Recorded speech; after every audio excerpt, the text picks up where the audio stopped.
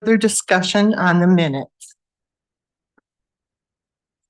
All in favor, please indicate by saying aye. Aye. And opposed, same sign. That motion also carries.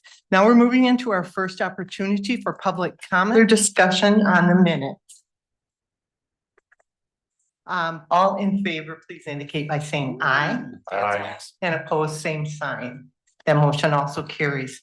Now we're moving into our first opportunity for public comment or discussion on the minutes. All in favor, please indicate by saying aye. Aye. And opposed, same sign. That motion also carries. Now we're moving into our first opportunity for public comment or discussion.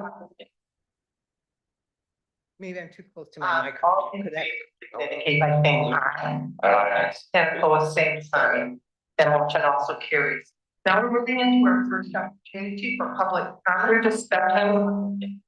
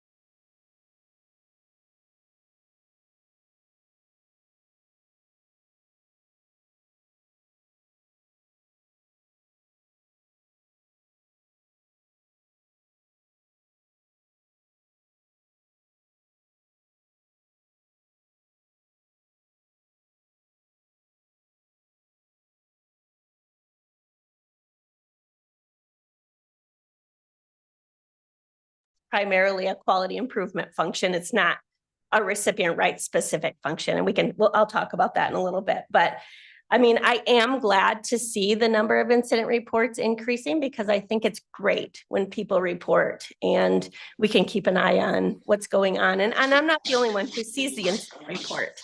The treatment team sees the incident report. So the case manager, the supports coordinator can monitor because they know the person much better than I know all 3,000 plus recipients who receive services. And then you'll see in the next column, or the next item, is just committees that I sit on. And I noted 6 of them. I might get pulled into a committee here or there, such as this week we had a review of death. And so I was part of that committee. You know, it's not a regular routine thing that we do. It's just whenever it happens and we have an unusual, or we don't know if it's a suicide or an accident, we have to do a review of death. So I am part of that as well. And then site reviews, my recipient rights site reviews started again for 2024. I'm not sure if I'm happy or unhappy. I think I'm happy. I have obtained about 20 extra recipient rights site reviews. So for the year. So we collaborate doing our recipient rights site reviews with every recipient rights office in our region. And because many of us have duplicative contracts with the same provider. And so instead of 5 recipient rights officers from our region going into each provider, we've kind of we did a divide and conquer.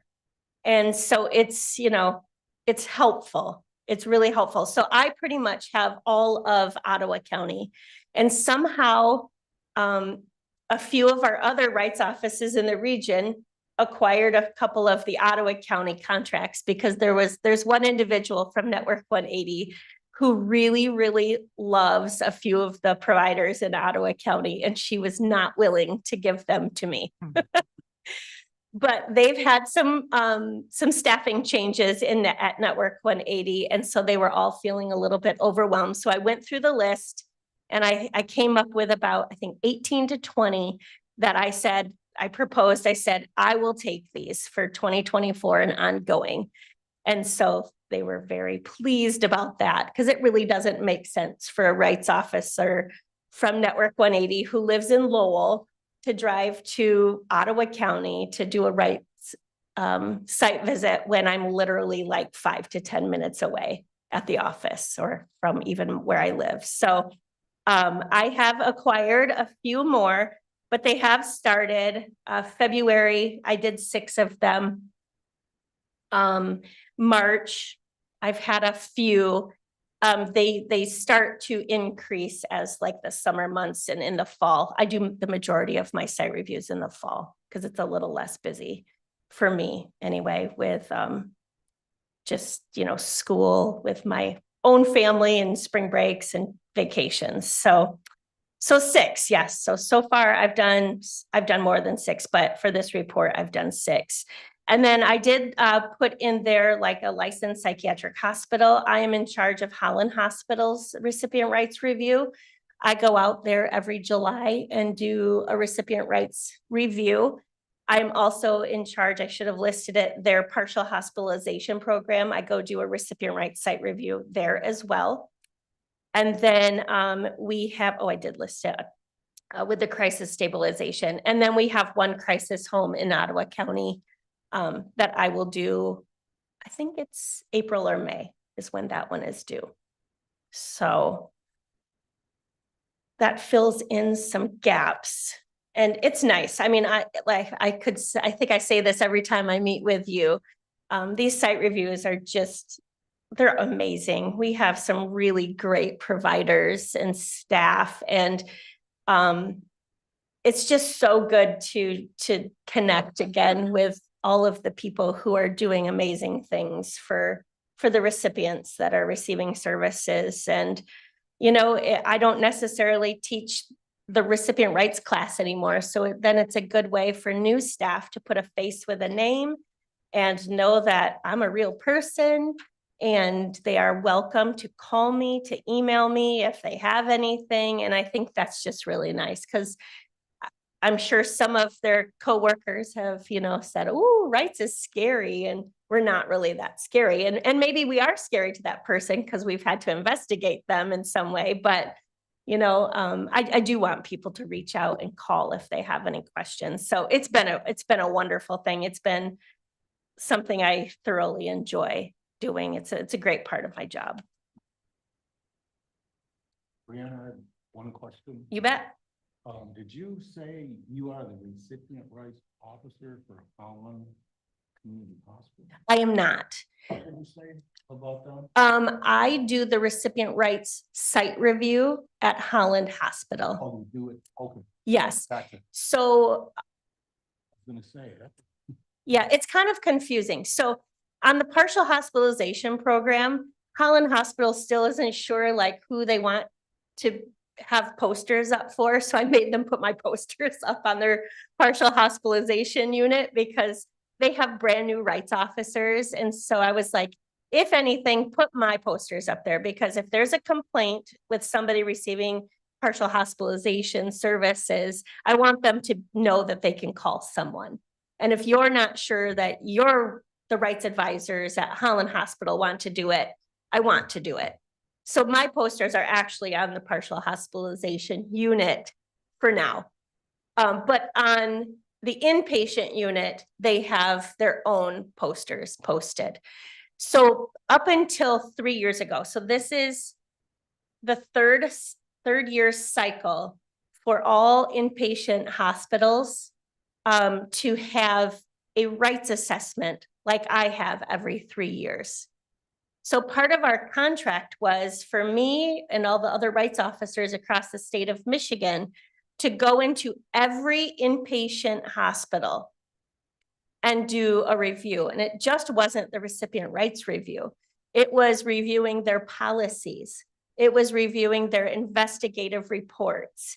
It was all of us doing what the state does every 3 years to the community mental health rights directors. And so, we would go in year after year and we would review policies, and we would say, and they use the same attachment that I use from the state of what each policy has to have. And we would go back every year and we would say, your policy is deficient. Please provide us with a plan of correction. And some hospitals would oblige and some would not. So you could have year after year after year of policies being out of compliance at a hospital. I could give feedback about how they wrote their investigative report. Well, whether they accepted my feedback or did not was up to them. And so none of us rights directors in the CMHs really had any power to make change happen. And so this is the last cycle. So every hospital in the state of Michigan will have had a 3-year assessment at the end of this year. And so that is why my role at the hospitals have changed, where I just have to go and make sure they have their posters up. I have to make sure that the unit or the partial hospitalization program adheres to confidentiality, that they have the abuse and neglect reporting poster, that they have rights booklets, that it's clean, that it's safe, that if they have any sort of restrictions or limitations, that it's posted. Like, I think most of them have no weapons, no alcohol, no drugs. That's pretty standard. And so I'm just kind of doing everything I do at the other sites now for the hospitals. And MD, Michigan Department of Health and Human Services Office of Recipient Rights has their own staff who are reviewing their investigative reports, their policies. And so, they'll do the same thing that they do for me. Oh, well, you've lost so many points in this area. And so you're either in full compliance, substantial compliance, or not in compliance. And it's been a rocky road for the state who have been doing these reviews, and they're finding that it's a mess. But it's true, because what are we as rights offices going to do when all of our staff need that provider? You know, we can't say, well, we're not going to put anybody in your inpatient unit because your policy is out of compliance. You know, our crisis staff would be, you know, would not be okay with that. So it's been a good thing, but my role with doing site visits is different now in the hospital, which I'm absolutely fine with, because it's just going to produce better services for. And then, you know, like the hospitals, they have training requirements, like we have training requirements.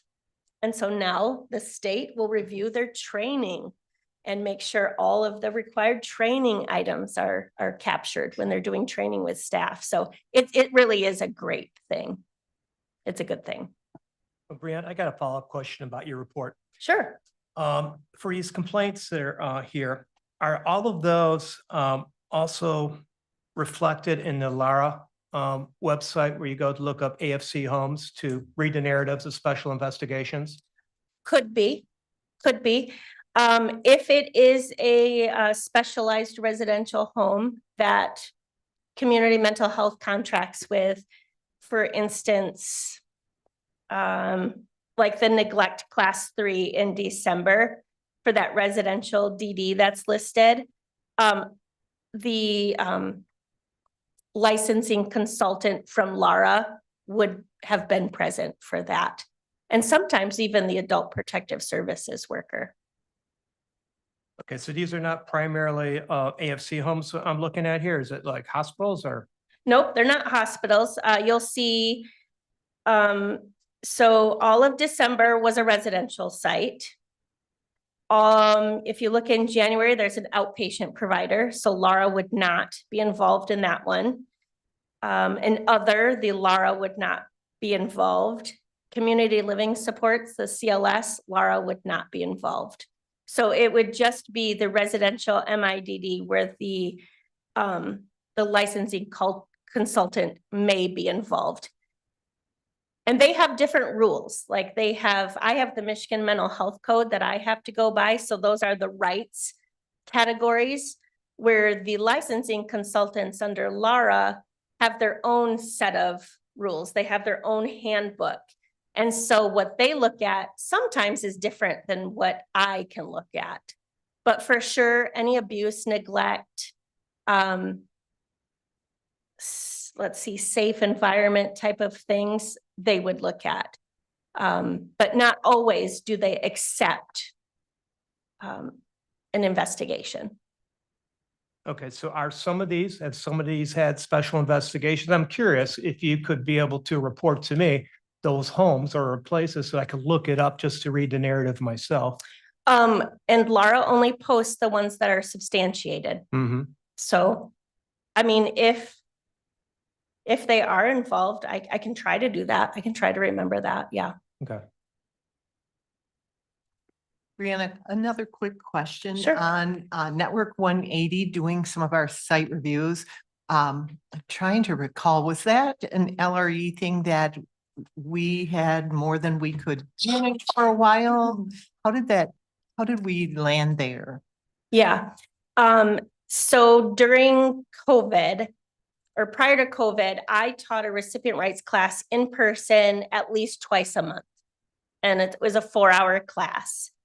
And then when COVID started, we still had new staff starting, but we couldn't do in-person classes. So Network 180 they developed an online Teams course. And I offered to be part of that rotation to teach that course. And the director at Network 180 said, Bree, it's fine. We have like 7 staff. You're one person in Ottawa County. If we're doing an online recipient rights training for 60 people and we add 15 Ottawa staff, it's really not going to make a difference if we're doing online training for 60 or 75 people. And so we've just kept with that virtual training because we can train so many more people if they don't have to hop in a car and drive to a location. And so for the last, I don't even know what, 4 or 5 years, or 4 years for sure, I have always been, okay, do you want to add me to your rotation? I'm happy to help. Do you want to add me to the rotation? And they keep saying, no, we're good, we're good. But Network 180 does have a new recipient rights director. And she has asked me to sit in on a training, a full training to provide some feedback. And so I will most likely again put my offer out there to her to help. So are the site reviews then Oh, connected sorry. to the training? No. Okay, so how did Separate. how did the site reviews land with Network 180? So it's Network 180, On Point, which is Allegan, Ottawa, Health West, and West Michigan CMH. All of us rights directors got together and said, how can we be more efficient? Because we have to, we need to do these site visits. And a few years ago, if you remember, our Lakeshore Regional entity was doing site visits for all of the providers, and they were also doing the recipient rights portion. And so, what was it, a year ago, because I've been doing them, this is my second year now. So the LRE came back and said, we're not going to do recipient rights portion of the site reviews anymore. And so they were doing that for Health West, On Point, in Ottawa and West Michigan. Network 180 was the only one doing their own recipient rights site reviews. And so all of us rights officers got together and said, well, how can we do this and be efficient at this and do it well? And so that's how the site reviews got with everybody. It was kind of us directors saying, how can we work together to get this done and to not all do 500 sites? Yeah.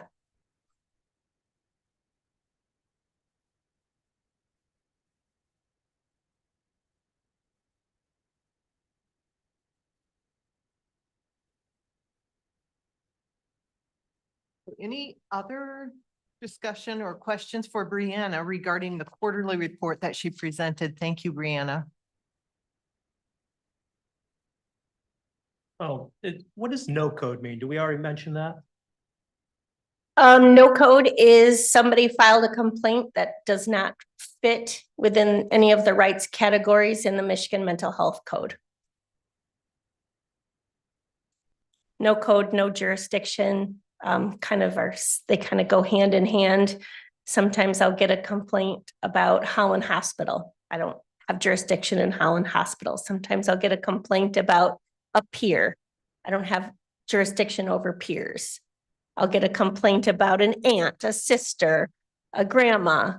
I don't have jurisdiction with family members, that kind of thing. All right, thank you. And now, looking at the policies that we need to review today, starting with attachment B through G. All right. So again, when I review policies, I receive this wonderful attachment from the Michigan Department of Health and Human Services, Office of Recipient Rights. And if it's a required recipient rights policy, I go through this document to make sure every single required sentence in that section is captured in our policy.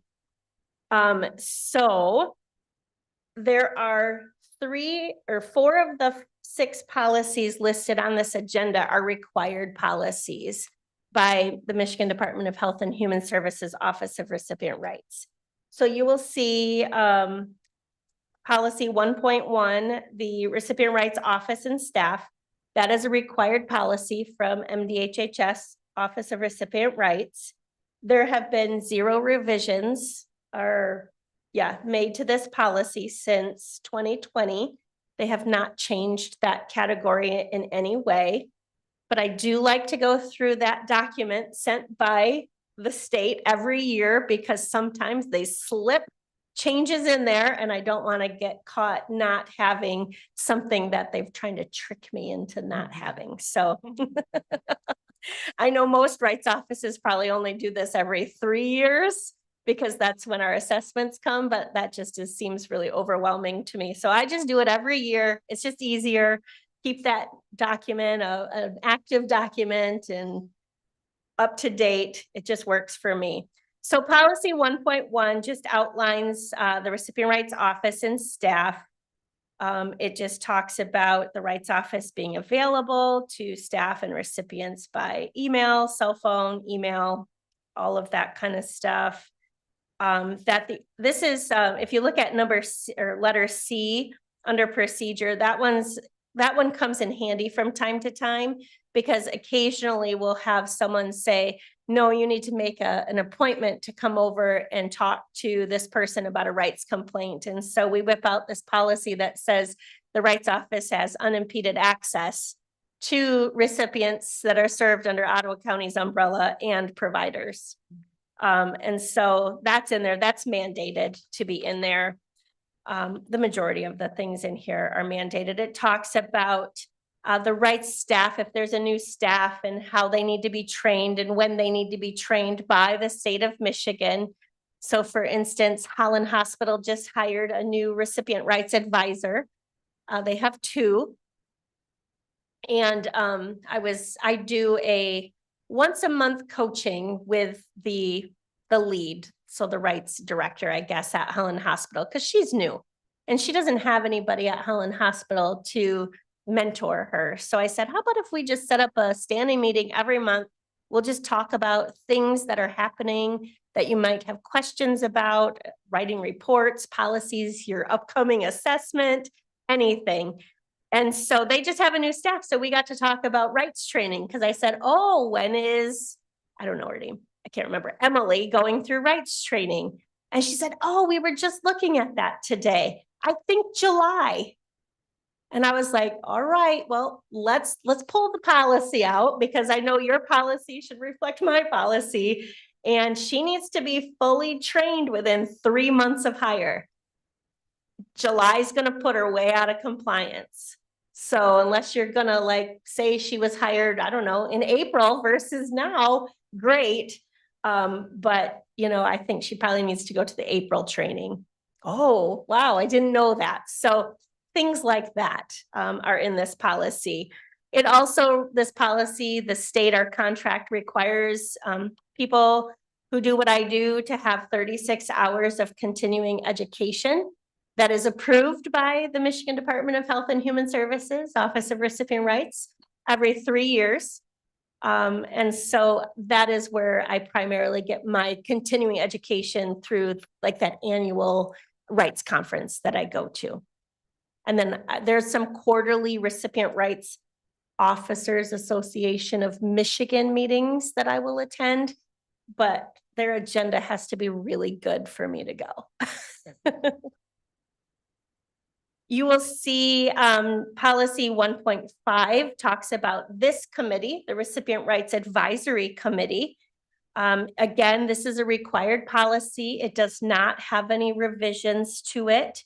It talks about what this committee needs to consist of. So I know it's confusing. You have to put on your Recipient Rights Advisory Committee hat before you have your CMH board hat that you need to swap out.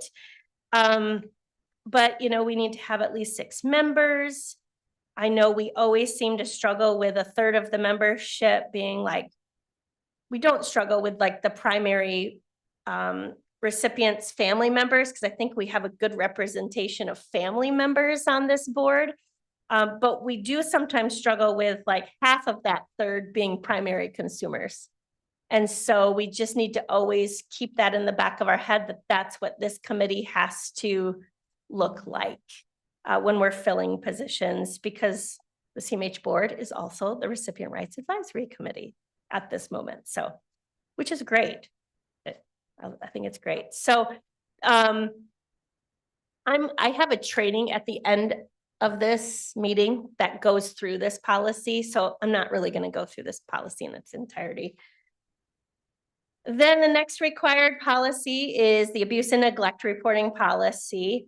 It just gives a whole bunch of definitions of abuse, neglect, You know, thankfully, no one needs to know what abuse class 1 is, abuse class 2, abuse class 3. Those are all things that I get to remember. But it just talks about how important it is for staff to report any allegations or suspicions of abuse and neglect immediately to the Office of Recipient Rights. And we have been really trying to do a lot of education on this because it is really unfortunate for a staff person to say, well, I told my supervisor. Well, great, that's good, but it is your job to immediately tell me about that suspicion. And so as a result, that staff member gets a neglect failure to report. Depending on if it's an abuse 1, they get a neglect 1 failure to report. And so that's really unfortunate for staff to not do that and then end up with a neglect allegation. I had a staff person just the other day that I had to talk to. He was alleging that one of the people were, what was he saying? I haven't decided yet if it's neglect or if it's chemical restraint. But either way, both of those are required to be reported immediately. And he's alleging an incident from February 16, and I just got it on Monday. That is not immediate reporting. So come to find out, when I was talking to him, I said, you made a comment that kind of gave me, you know, a red flag or something, or just what a follow-up thing. You said you already called or emailed this to a recipient rights office. And I know your place serves many different counties. So did you happen to send this to the wrong county? And he was immediately able to pull up that he actually sent it to the wrong county the day of the alleged violation. And so I will cut him some slack and I will not give him a neglect failure to report because it can be confusing. But I mean, I don't know. I haven't fully committed to cutting him slack, but I'm getting there. I'm not sure. You know, it all depends on when I'm writing the report, what I'll do. But this policy, what'd you say? Oh, but this policy is just, I use this a lot with abuse and neglect reporting, especially if somebody does not report immediately, because everybody is supposed to be familiar with our policies, and as mandated reporters, they should know that also. Policy 1.8, the incident report policy. This is a policy that is not specific to recipient rights. It is not required in the Michigan Department of Health and Human Services attachment. So I am actually requesting to have this policy relocated from our medical records or compliance person. I'm actually requesting for this policy to get relocated into like a quality improvement section, because truly incident reports are quality improvement functions. They track critical incidents, they track risk events. I'm not asking to be out of review of this policy because I will continue to read every single incident report that comes in and monitor it from a rights perspective. But it is something that is part of the quality improvement unit. It's more of a CARF related required element. And so I am asking our compliance department to move it, as well as the next one, review of death, because that also is a quality improvement function. I'm part of that quality improvement function, but again, the review of death policy is not a requirement of the recipient rights, like of the state. I need to be part of that review. It's a CARF requirement, and that I be part of that review. But again, you know, these are all kind of, they are quality improvement functions that should go with the Sentinel event and critical incident policy. They all kind of jive with that policy. So that's why I'm recommending that those two policies be moved with that other policy. It just makes more sense to me. So hopefully in 2025, you'll have at least 2 less policies to review. And I don't know, they might come back and say, nope, we like it in your chapter, which is fine. And then you have the last policy, the restraint, seclusion, physical management policy. This just talks about, what physical management is. It talks about prone immobilization, which is when you hold somebody face down on the ground, that is prohibited. Talks about restraint, seclusion, safety devices, like car seats, safety, child locks, that kind of thing. Talks about timeout, therapeutic de-escalation. These are all required elements and definitions from the Michigan Department of Health and Human Services Office of Recipient Rights. It's pretty much just saying that all of us at Community Mental Health of Ottawa County and all of our contractual providers, other than Holland Hospital and our hospitals, do not use any form of restraint or seclusion. We teach physical management. Physical management isn't technically considered a restraint. I guess they use that language, but we consider it a physical management, physical intervention. When we talk about restraint, we talk about like potentially, a chemical restraint, giving a medication often to keep somebody less behavioral would be considered a chemical restraint. In the years past, I've heard of people walking into programs and recipients have their arms tied to their wheelchair arms with their socks, or they're tied back in their chair with their gait belt type of thing. Those are physical restraints that we do not allow. And then seclusion, that kind of goes with the timeout, where you tell somebody, hey, maybe you should go to your room and relax for a little bit. That staff can't follow the person to their room and shut the door. And then if that person is unable to manipulate that door handle independently, that's now considered seclusion. So that's not allowed in our programs. And so this is what that policy is saying. And then for physical management, we want our staff to use approved techniques. When I first started in the rights office, I was reading incident reports and somebody documented that they did a wall pin. And I was thinking to myself, wow, what's a wall pin? So I called our physical management trainers and I said, what's a wall pin? And they said, what are you talking about? We don't teach a wall pin. And so I actually called that staff who wrote the incident report and I said, I need you to stop by my office sometime this week. What works? And they picked a date and a time and I said, okay. And they came in my office and I'm like, show me what you did that looked like the wall pin. I can't do that to you. And I said, you're going to put me in that hold because I want to know what that looks like. And it was certainly not an approved technique that we taught at the time. And so that person got an abuse allegation, abuse 2, for unreasonable force because they used an unapproved physical management technique.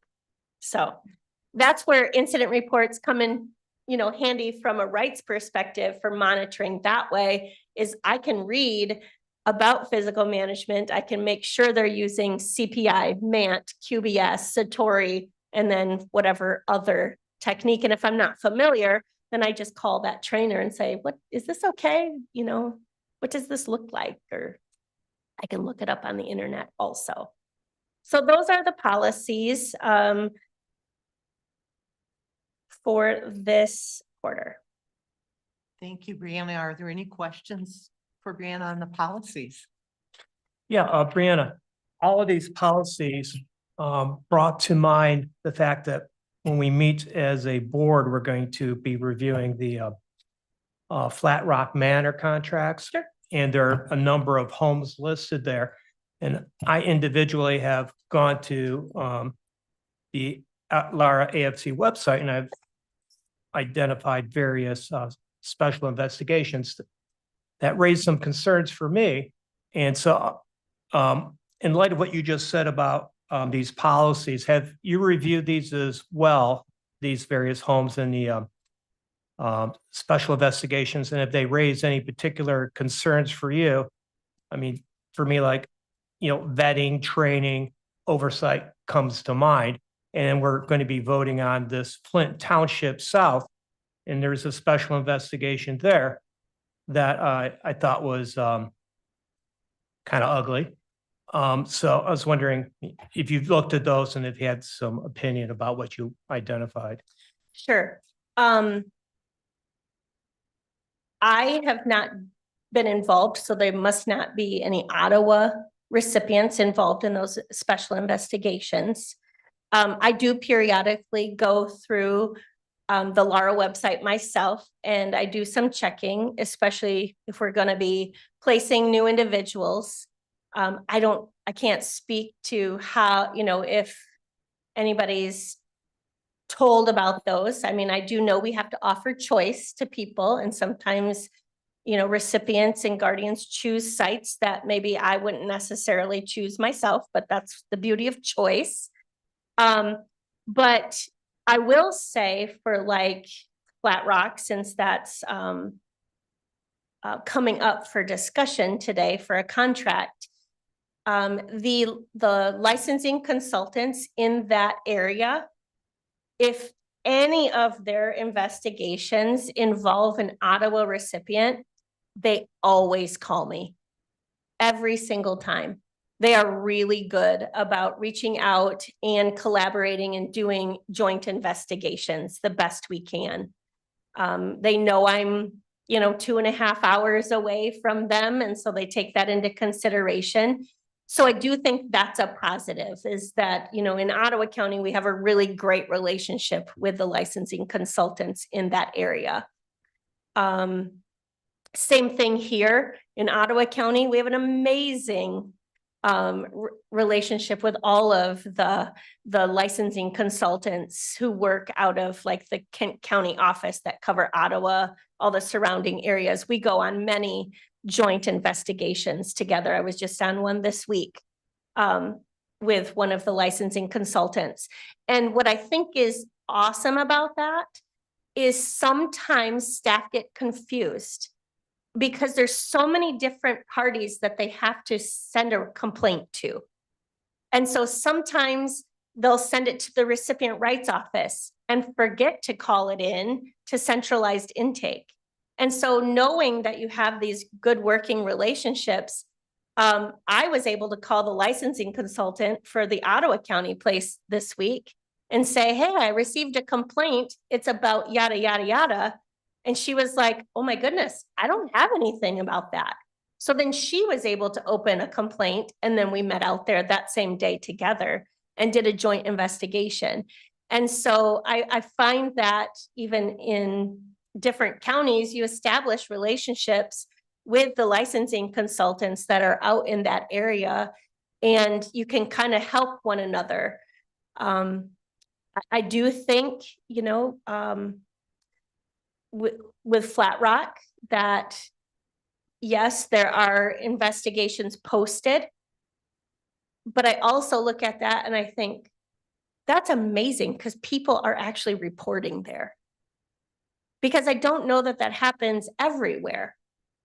And so I think you can look at it in different ways, but as from a rights perspective, I think, thank goodness that they have staff that are reporting, because I don't know that that happens in every location, especially, non-specialized residential settings. Does that happen in our autism, our ABA providers? I think it does. I just got one this week, which was great. I loved that. But so I don't know if I answered your question, but I do appreciate the good working relationship that I have with the Lara out that way. Well, I was just wondering, specifically, we're going to be looking at the Flint Township South home, and I was wondering if you'd had a chance to review the special investigations there. I assume that's relevant to know when we're going to be placing an Ottawa County resident there to get a background of what that place is like. Yeah, and I don't necessarily know that that's necessarily important for me at this time, right? I think it's more contractual or a residential ombuds person to have that knowledge when they're working with families on placements, but I do look. I definitely do look. And we have not had anybody at that location, so I would not have been out there. But now I'll get to go out there if we have a new contract. Okay, yeah, I mean, you mentioned it's good that, you're getting your reports because it's a reflection of, I guess, staff reporting. And this particular special investigation struck me that it looked like the directors and other people involved in their case managers had a very different recollection or reporting of what happened than what the actual staff members reported. And it almost looked like what was reported by the objective authorities, which is at odds with staff, as though staff was circling wagons. And so that raised a lot of concerns for me that, and in fact, there was some comment in there about falsified information. Well, what was exactly she said here?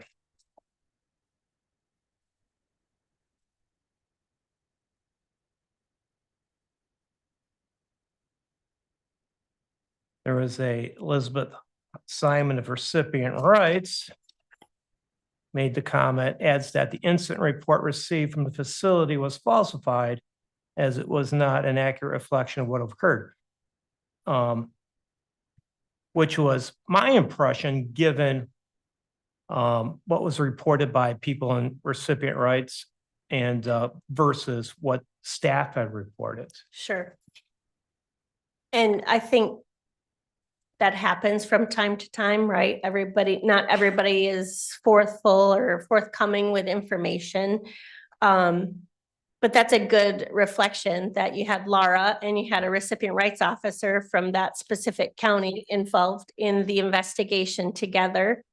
I don't know what the outcome of that special investigative report is, but I imagine if it was posted, they established a Well, violation. they actually said violation not established, which based on what I read in this narrative, I thought was confounding. Sure. Which is interesting. If they didn't establish some sort of violation, Laura wouldn't have posted it. Because I do know when they do establish a rule violation, they require, just like we do, written plans of correction. And then they and their direct supervisor at Laura make that determination whether to keep that home's license active, if they need to, I just lost the word, bring it down to like a provisional, thanks, Anna. Oh, a provisional license, which still is an active license. It's just a provisional where licensing, Laura, is going in and doing additional monitoring for a period of time to make sure that there aren't repeats of that investigation that occurred.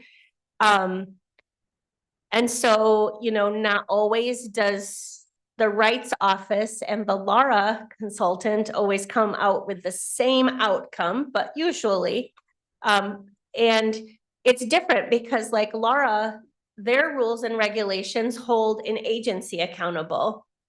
And so like their provisional license would be against the licensee, which would be that home. Where when I go in and I look at something, I'm looking at individual specific rights violations, like what did Terry do specifically? Or Anna, what did she do specifically versus the entire entity? And so, I hope that you could also see, I don't know if they post their corrective action or not, but I guess if they keep the license active, you would see after a special investigative report what licensing did or didn't do. I don't know if that helps or not. Yeah, maybe helpful if sometime, if you have any room to take a look at this report and we can discuss it. Yeah, and again, it's not an Ottawa County person, but I would be happy to discuss it So we from got an like, Ottawa County what person if, going there. Yeah. what if I was involved? Yeah, for Right. sure. Okay. Absolutely, I'd be happy to. And I did make a note on my quarterly report to document that any Laura involvement that I've had. So Thanks. I appreciate that. Another question kind of related. So if the recipient's rights part of an investigation like that is done by somebody different and we don't necessarily have access to that information, because I'm guessing that might be more private Mhm. than the licensing would be.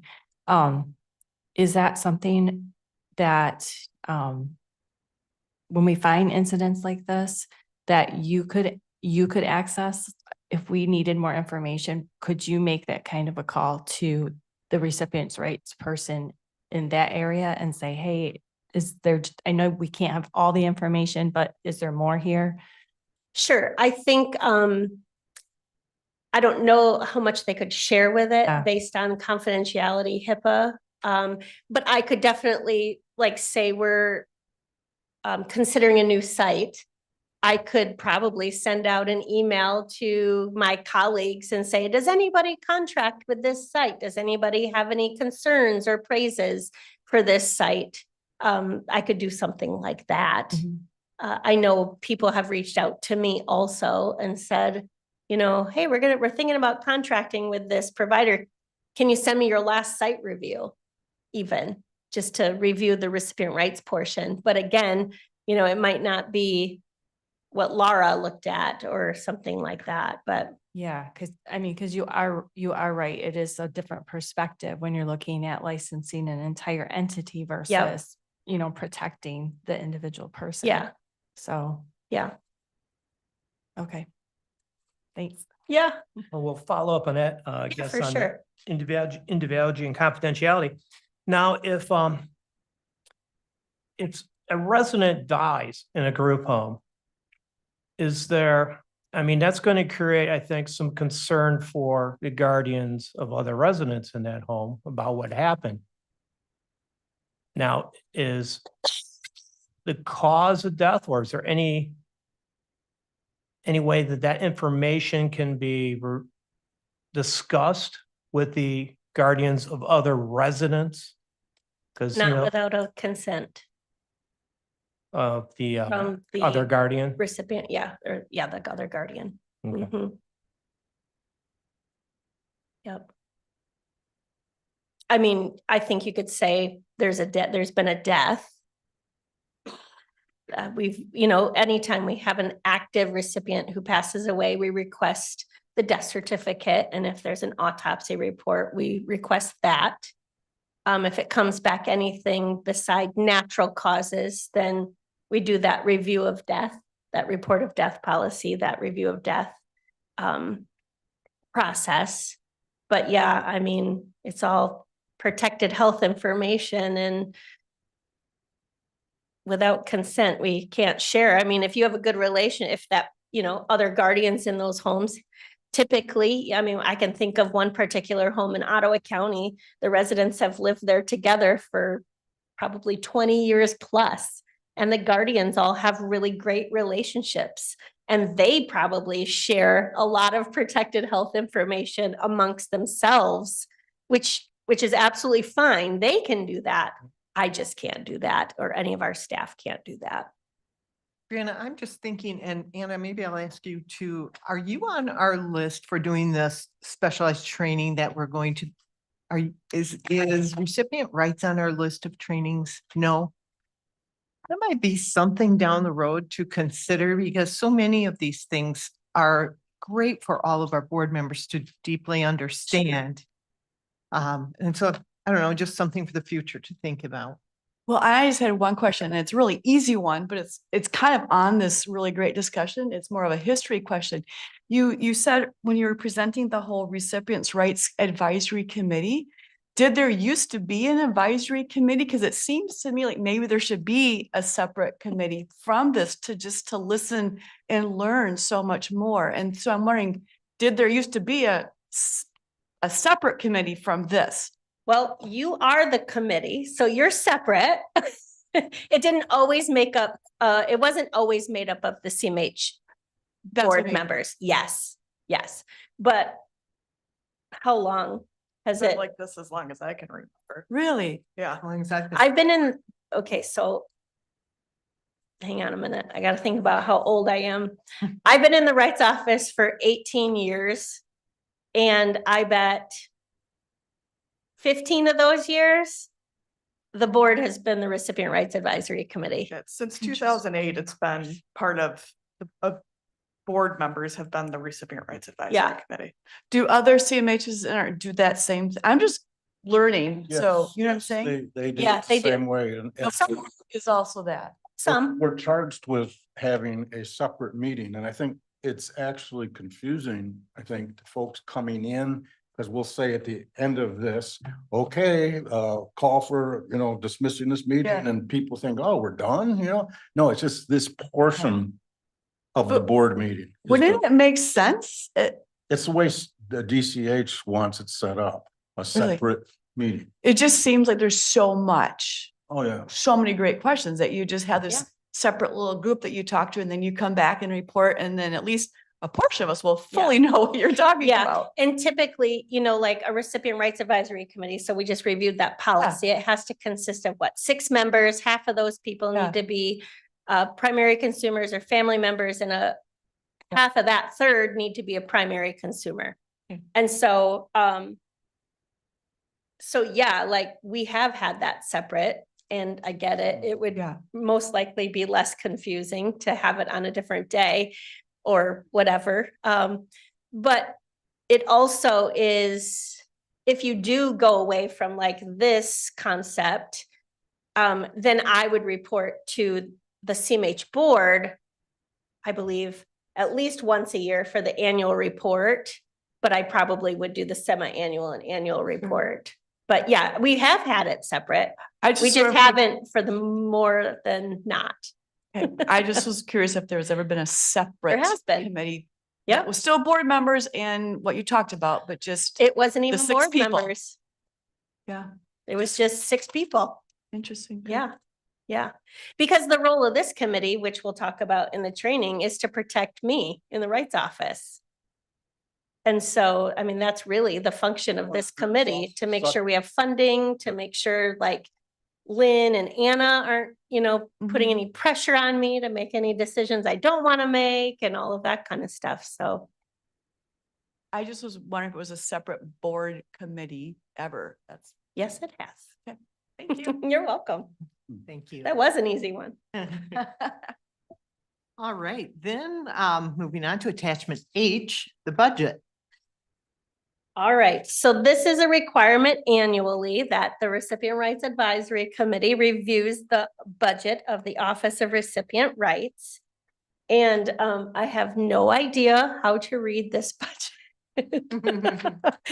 I mean, it's just me in the Office of Recipient Rights. I used to have somebody, not that that person would know how to read this either, but I mean, the suggested motion is to just assure that there's sufficient funding, that the Office of Recipient Rights doesn't have pressures which could interfere with impartial, even-handed, and thorough performance of its duties. And then this budget would then go to the board, CMH board, for approval.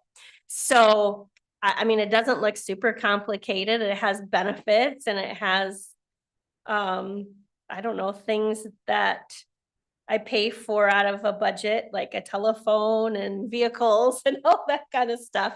But yeah, I mean, I think, I get to go to the Recipient Rights Advisor or the Recipient Rights Annual Training. That's part of my budget. It's also a requirement that I have those continuing education credits.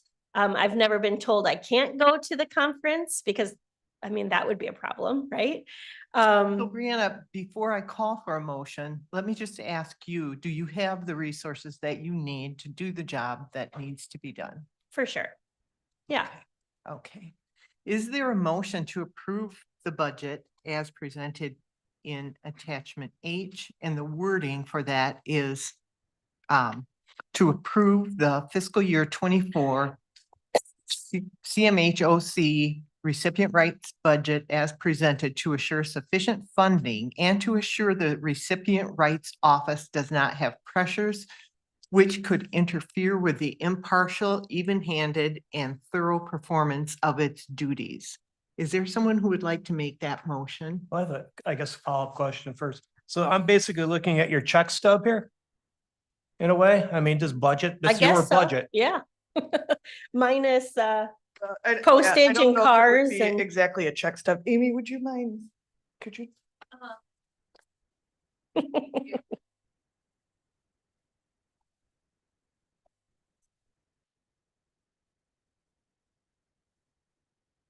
Right, so regular wages and benefits, that would be her annual salary, and then all of the benefits that are included under that up, you know, from longevity pay down through stipends are included as a payroll calculation. It's a countywide procedure. It's all allocated costs that are based on that employee's benefits, elections, and their eligibility and their seniority.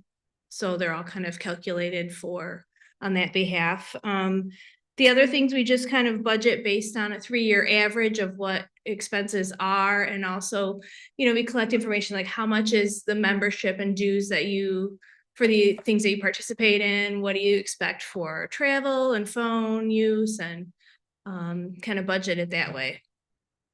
I My don't know if that answers your office- question or not, but it is kind of, that is, Brianna is the sole staff that's budgeted within that account. Right. I guess I'm being nitpicky. I saw a telephone, so I was automatically thinking, have you shopped around to see if you can get at lower rates than the 600? Because I Well, keep I hearing think that's commercials my about lower office monthly phone. rates. I think that's my office phone. That's another I think it's allocated an allocation that I don't Yeah. have a choice. Okay, so it's not like a cell phone or, okay. So like vehicle, fuel and vehicle maintenance repairs, that's not my personal, that's like that's my Allocated assigned expense, allocation yeah. for our fleet of Divvied vehicles. up by employee. Okay, yeah, so I was wondering. Yeah, And then what's, equipment pool rent? Same thing, that's kind of the allocation for our fleet lease costs. So we have, you know, I think 34 vehicles for CMH, and we pay those out of a equipment pool that's county owned. So it has an interest bearing account that then we're just charging allocations. So anything savings in that account accrues and it reduces the cost to all the departments. I would like to look at that as rodent control. So they do a really good job keeping the mice away from my specific office. That's a requirement. Like anytime there's a mouse spotted in the office, I always have to say, you need to call me or send me an email. I need to know the exact location.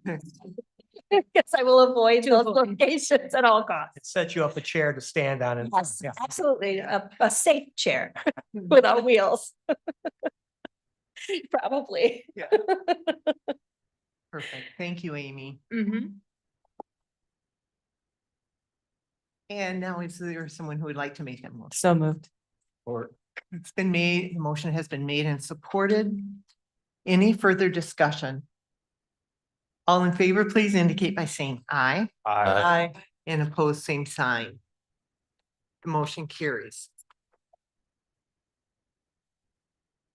And then annual training. Yeah, you got me for a long time today. Yeah. Sorry about that. And then part of my role and responsibility is to provide annual training to the Recipient Rights Advisory Committee. So I do this every year. I have for the last 18 years. It hasn't changed, except for maybe what the presentation looks like. But the information hasn't changed. So we've already talked about the role of the Recipient Rights Committee, the makeup of the committee. And yes, our Recipient Rights Committee, Advisory Committee is the CMH board. It has not always been that way. So we know it needs to be at least 6 members, third primary family consumers. We talked about that. This committee protects the Office of Recipient Rights from pressures that could interfere with the impartial, even-handed and thorough performance, which, you know, we talked thoroughly about that as well, that I'm properly funded. And then you serve as an advisory member to me and or Anna or Lynn. You know, if I'm having a really difficult time on a case or maybe with a particular situation, I could pull in members of this committee to kind of like talk about that and help me problem solve through those incidents, and, you know, just be like that advocate for me in certain situations, which is awesome. You know, I mean, I really enjoy this committee. I find it beneficial. I find it really supportive. So thank you.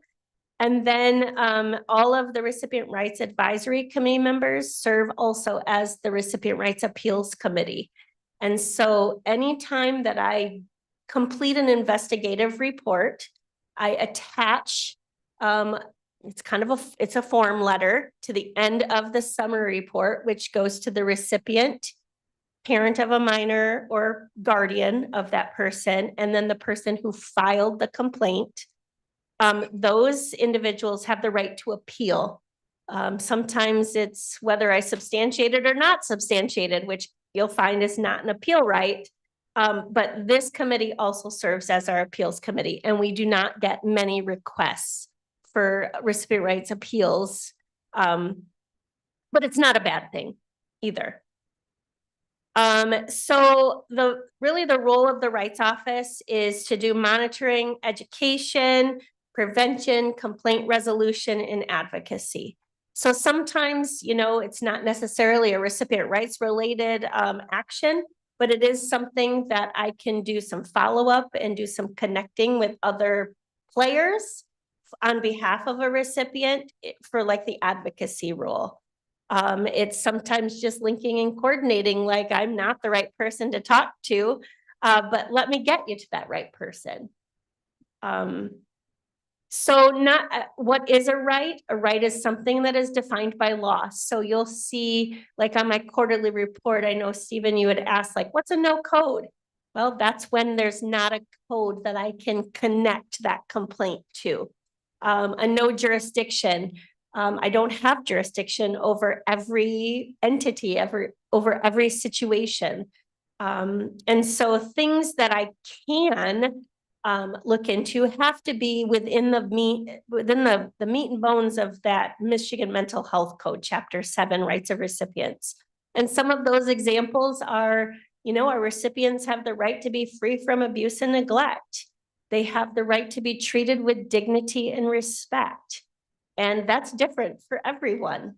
Some people like to joke around. Some people like to use nicknames and that kind of things, but not everybody. And so, you know, although we advise people not to use nicknames, but sometimes our staff even just, hey, hon, hey, sweetie, you know, is offensive to people. I remember I got a call from, I don't know, somebody my age probably, and he had a community living support worker taking him out on outings. And he said, she always calls me honey and sweetie. And it popped into my head because I was thinking, oh, it's probably like my grandma, right? Like my grandma is probably doing community living support, taking this person out. And yes, anybody who she talks to is sweetie.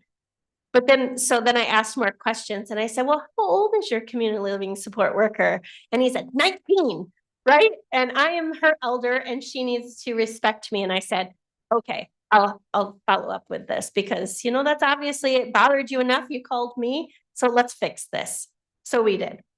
Confidentiality, you know, we don't want our staff talking to their buddies, trying to recruit them to come and apply where they work and telling them about Brianna and Lucy and Sylvia, you know, before they work with Brianna, Lucy, and Sylvia. We don't want individuals sending protected health information or protected identifiable information outside of county email without it being encrypted. We don't want people sending those types of emails to somebody who was unintended to be the receiver of that information. For example, I am Brianna Fowler. We have an epidemiologist at Public Health who is Brianna Flower. Gotta be super careful. I think she might have 2 N's in her name. I have 1. She's got an extra L, right? Or in a different spot. So we just want staff to be careful, because if Brianna Flower gets protected health information or even the first name, case number of one of our clients, that's a breach of confidentiality. And so we need staff to be very, vigilant and pay attention to that. Safe, sanitary, humane treatment environments, of course. I remember back in the day, one of my first ones, I walked into an adult foster care home to do I don't know if I was doing a site visit or just checking on something else. And one of the residents made a comment that she has to spray her pillow with perfume in order to go to sleep because her roommate had incontinence and their room smelled. Well, guess what? It's not gonna smell any longer. We're gonna fix that because she shouldn't have to do that. So things like that. The person-centered planning process, getting consent from individuals in order to release confidential information to others, consent to take pictures, videos, all of that kind of stuff. People have the right to possess and use their personal property, mail, telephone, visitors of their choice, and freedom of movement are just some examples from the Michigan Mental Health Code that I put on here. And so what I have, that last bullet point, is kind of who I have jurisdiction over, who I can investigate potential rights violations against, and that would be community mental health staff, community mental health interns, volunteers, providers who we contract with, so staff, interns, and volunteers of providers. I do not have jurisdiction over parents. I don't have jurisdiction over brothers and sisters unless they are directly providing a service for that person. So then it gets tricky. Were they brother or were they a CLS worker? So you have to determine what situation was happening at that time. I did include for you on the next slides, like the different rights categories. These are all the categories that the Michigan Department of Health and Human Services Office of Recipient Rights give me. They prescribe these. So when you see my semi-annual report, when you see my annual report, it's reflective of the code how they want me to code it for reporting purposes. So that's why. And then it does include all of the rights categories if you're curious on more of the rights within the Michigan Mental Health Code than just the few that I highlighted.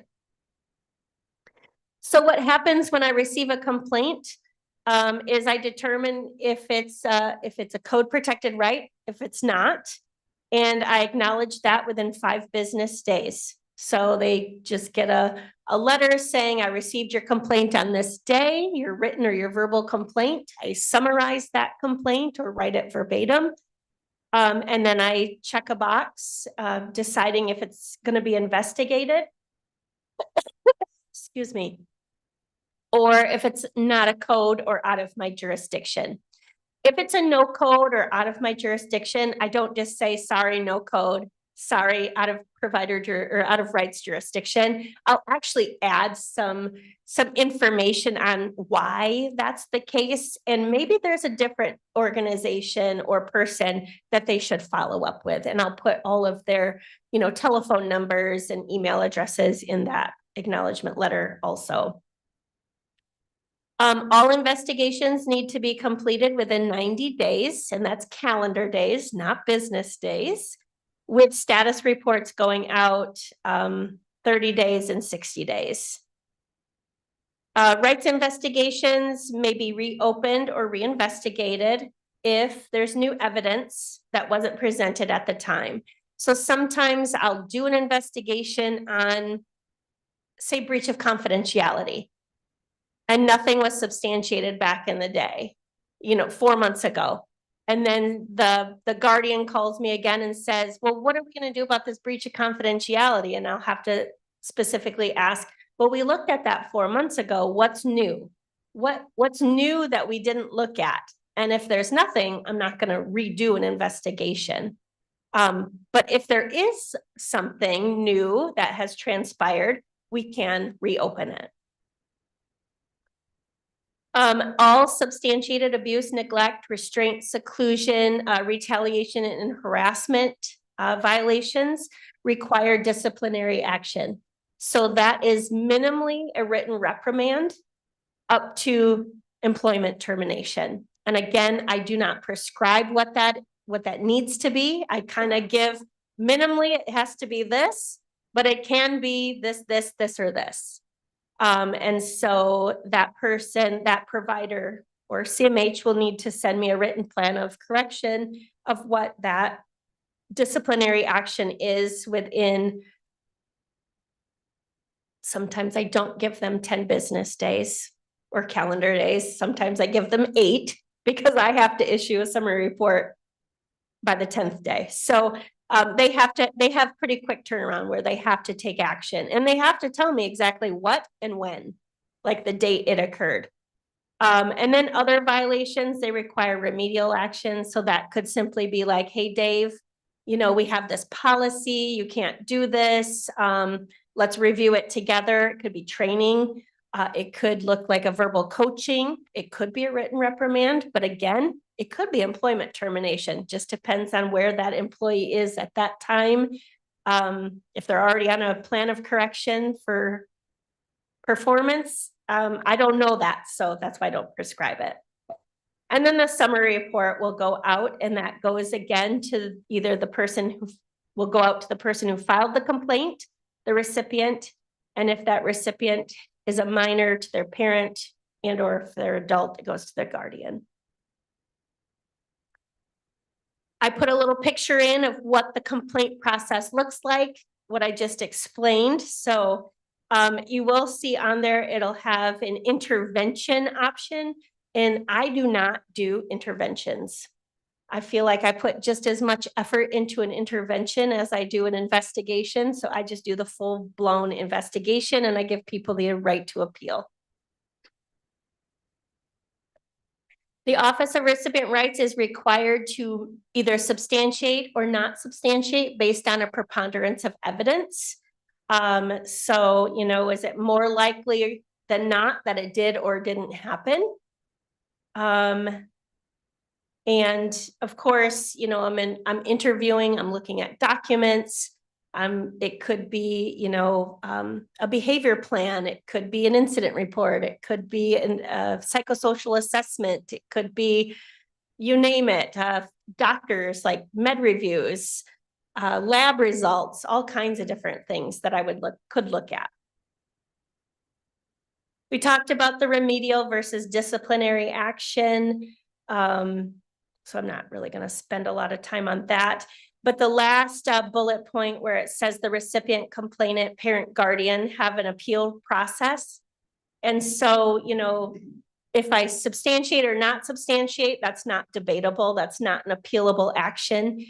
There has to be something that somebody can point out within the findings or conclusions of the report that are not consistent with rules, facts, policies, guidelines, etc. So just quoting that isn't sufficient. Like, people have to give specifics on what was missing to qualify for that.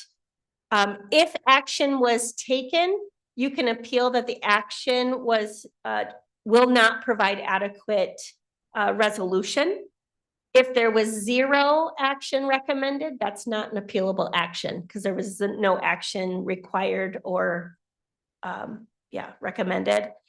And then you can also appeal if the investigation did not begin or was not completed in a timely fashion. So if it took, 94 days to complete an investigation, well, it's appealable, for example. And then if there is an appeal, Like I said earlier, this Recipient Rights Advisory Committee is also the appeals committee. And only the recipient, the parent of or guardian and complainant may file the written appeal, and it comes to this committee. This committee has 45 calendar days to hear and make a determination about that appeal. If it is not grounds for an appeal, we just need to, or this committee sends an acknowledgement within 5 days saying that it doesn't meet criteria for an appeal.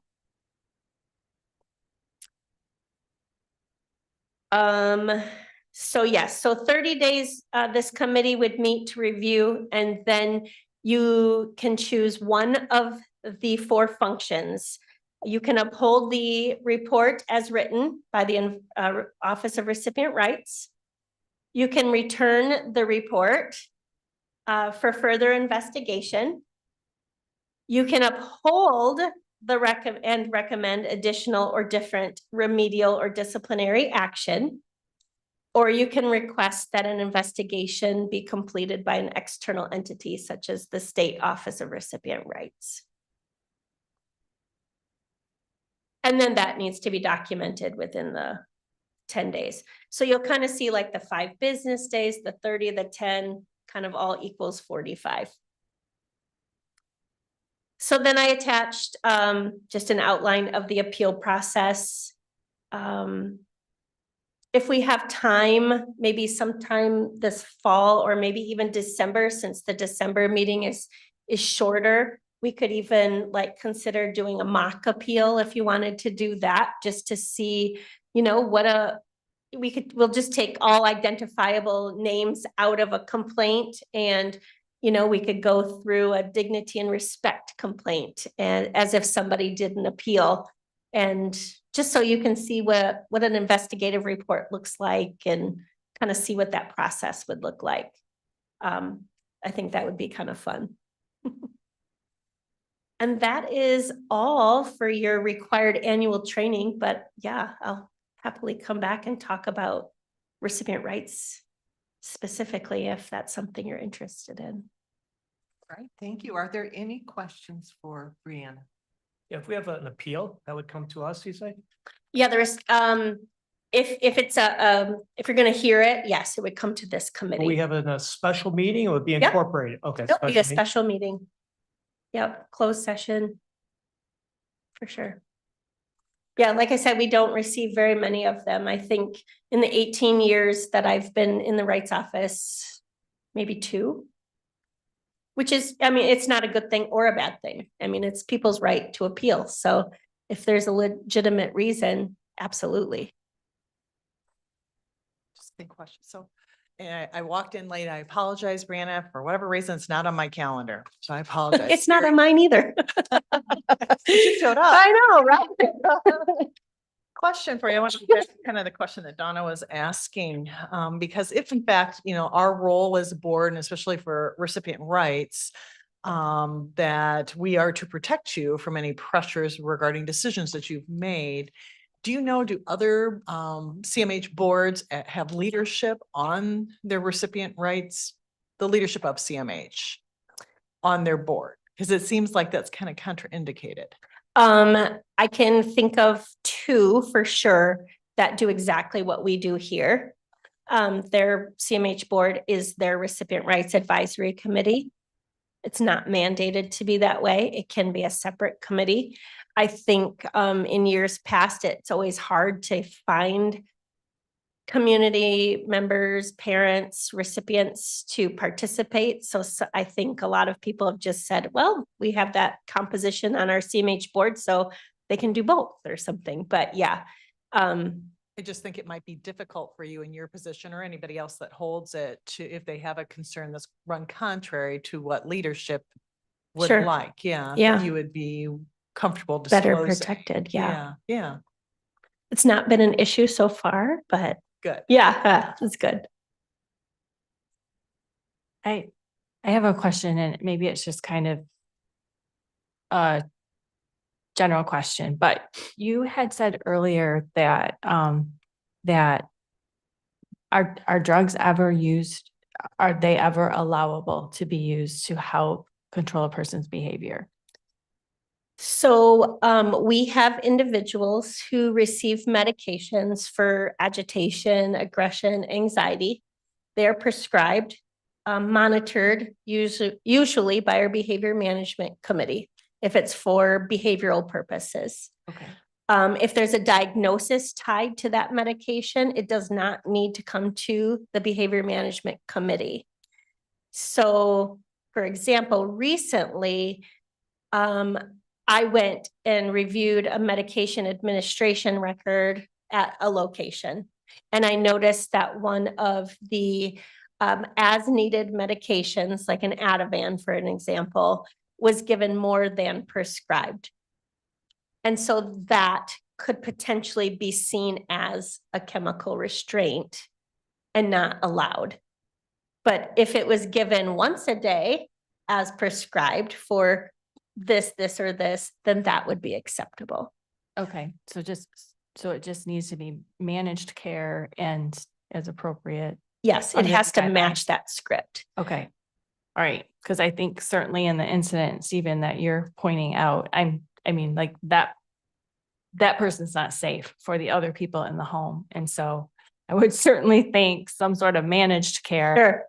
should be implemented and Yep. yeah. Yep. Okay. And that's what we do, like at the behavior management committee, is if there's an as needed medication for agitation, aggression, et cetera, that committee really monitors to make sure it's given appropriately, because you don't want it to turn into a chemical restraint. I mean, it has to be given.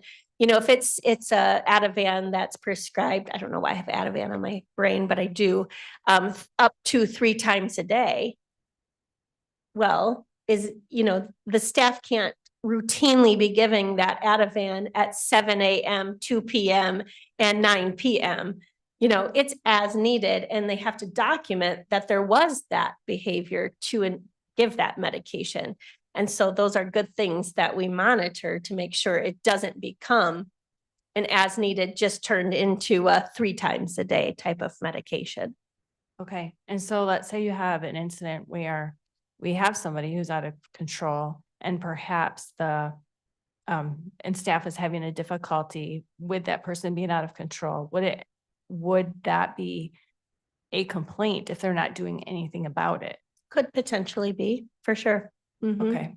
I mean, if they're sitting in a chair just watching Yeah. it all transpire, absolutely. I mean, we need people intervening, offering the medication. I mean, people have the right to refuse medication.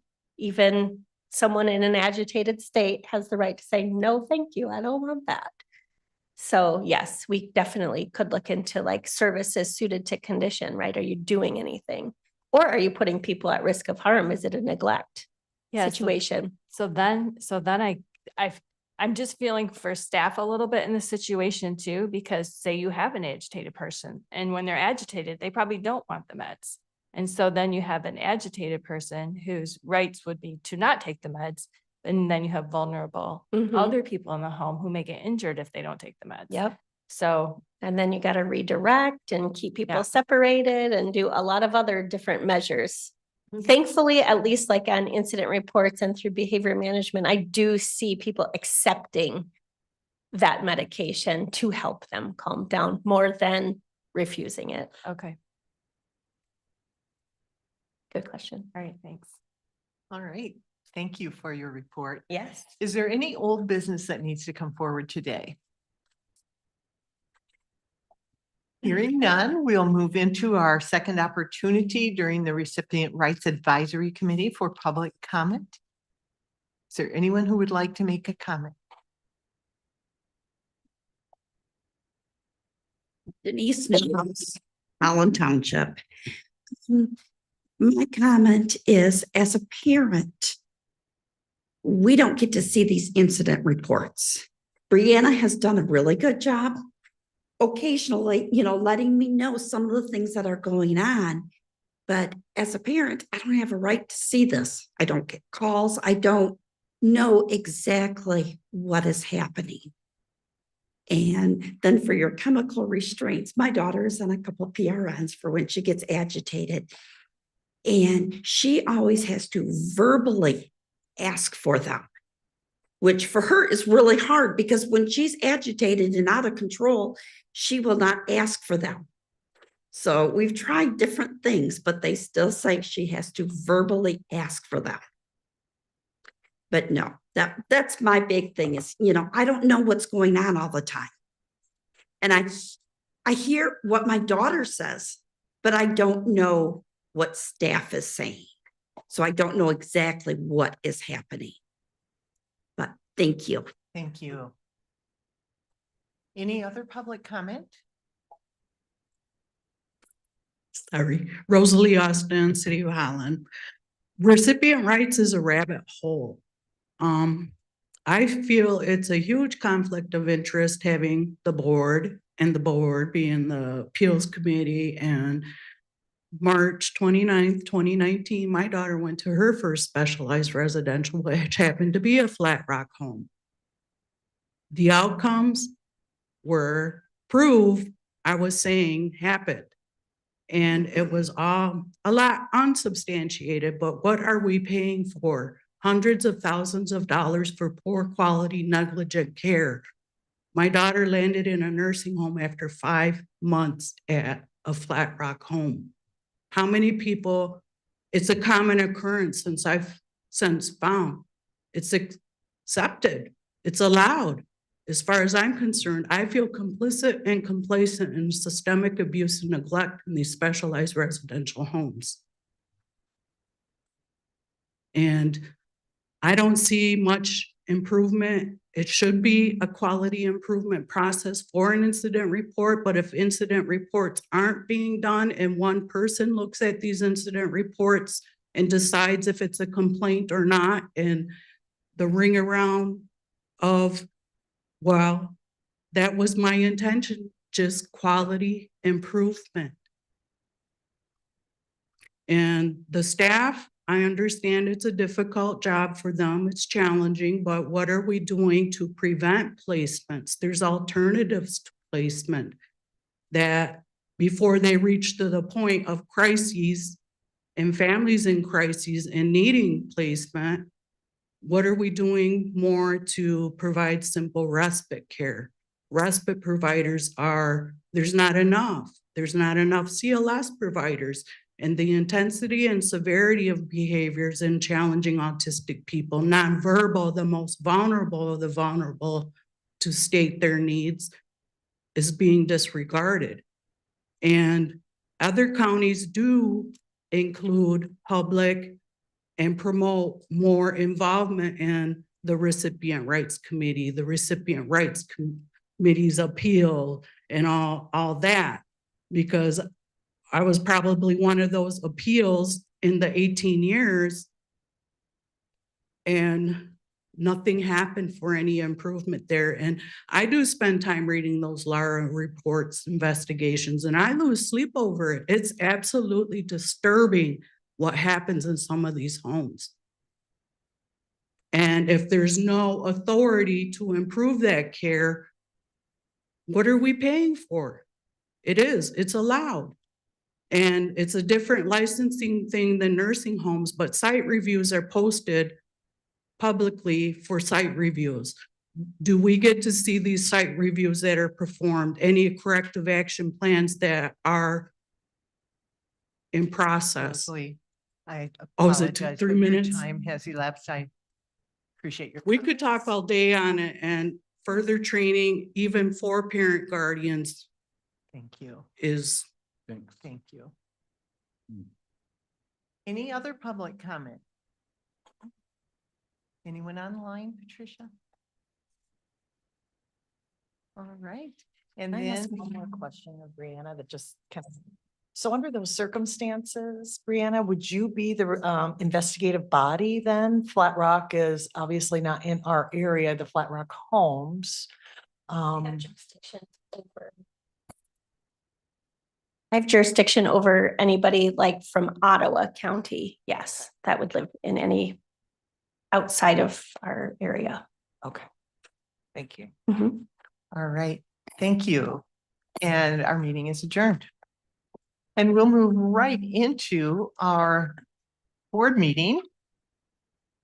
I'd like to call the meeting to order. And Gretchen is going to do our invocation today. Clear my throat here. All right, so I'm going to do the prayer of Saint Francis. It's the prayer of peace.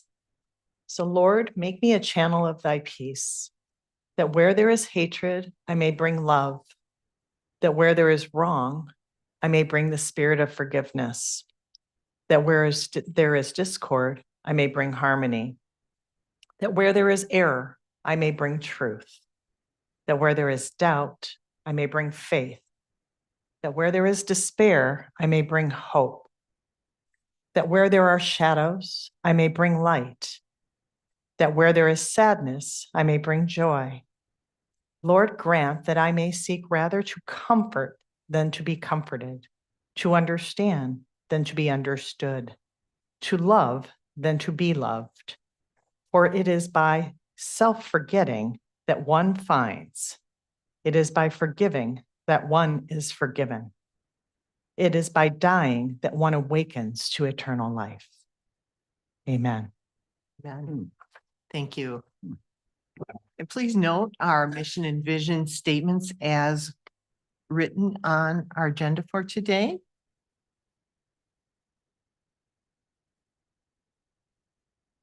And then we'll move into our first opportunity for public comment. And just as I stated in the advisory committee, if you have a comment, state your name and where you're from. And 3-minute maximum, please, and we will help you out with the time if it goes on too far. And please address me as the board chair rather than any other board members specifically or any other participants who might be here. And finally, just as hard as it is, we don't respond to individual comments. We'll save that for responding from the organization. We also want you to know that we do hear you. So with that, is there anyone who has a comment today? Rosalie Austin, City of Holland. Page 7, that must be a typo on what we just reviewed, recipient rights, that 3 credits, and then on H, it's 36 hours of continuing education credits. But the recipient rights classes online for the Lakeshore Regional entity is full. That is a holdup for self-directed people to get that requirement done. We are allowed to do the My Practices recipient rights online, but that's not getting promoted either. And that class is even better because you can start and stop, whereas the Network 180 or Ottawa County recipient rights, you have to be right there face to face with the computer for 4 hours at one time. That's kind of a barrier. It's nice to have that flexibility to start and stop and do it on your own pace. And where am I?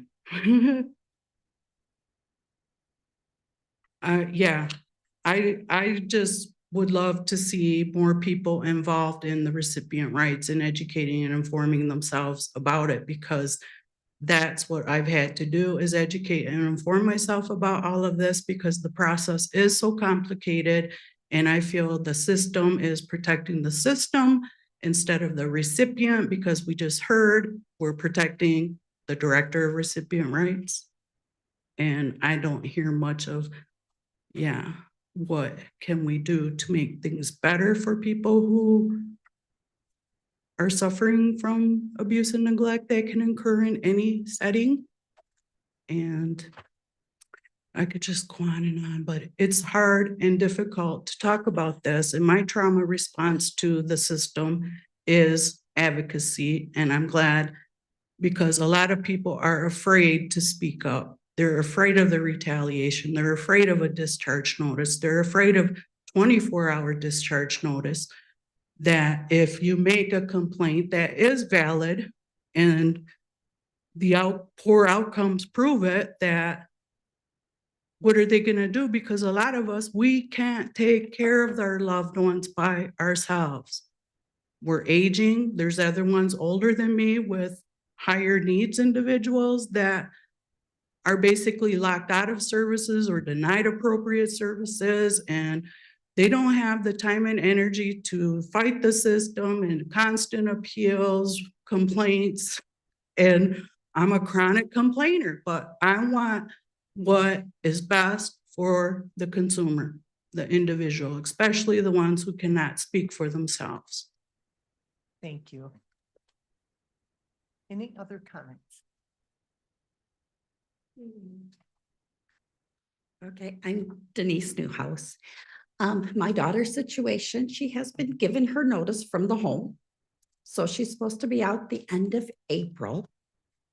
But don't know what we're gonna do for sure, because we could put her in another specialized residential, but we're probably gonna get the same thing. It's a poor fit. They have her classified as mentally ill, but it's organic brain damage to her birth mom drinking. So she's put in these homes with high violence, and she has been taught to street fight and all these unique things.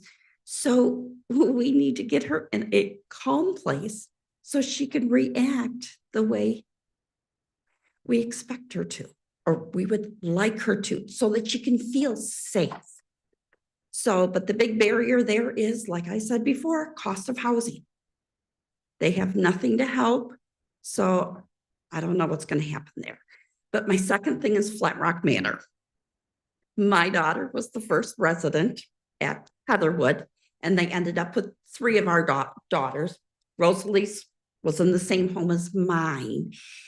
And I wouldn't put my worst enemy in a Flat Rock home. One of the first things they did was they pit her against another client, and staff fought, or, they were egging them on to fight. They were betting who could. And I didn't hear this till long after the event. But, some of the negligent care, she was bit by another resident. They really didn't do anything, that ended up getting infected. And then they took her to the doctor and were prescribed medication, but they had to use their pharmacy. And it was going to be how long before she got the medication? And I was livid. It's like, do you want me to drive 2.5 hours down there and go to Walgreens, pick up the medication so my daughter can get it?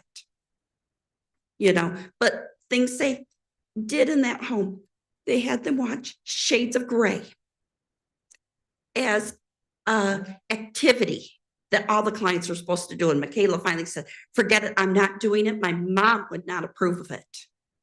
But, there's just different things. They were on a walk one time and they were discussing oral sex and telling my daughter, oh yeah, I'm sure you've done this. And they taught her street fight. They said, before you get in a fight with anybody, you gotta make sure you take your glasses off.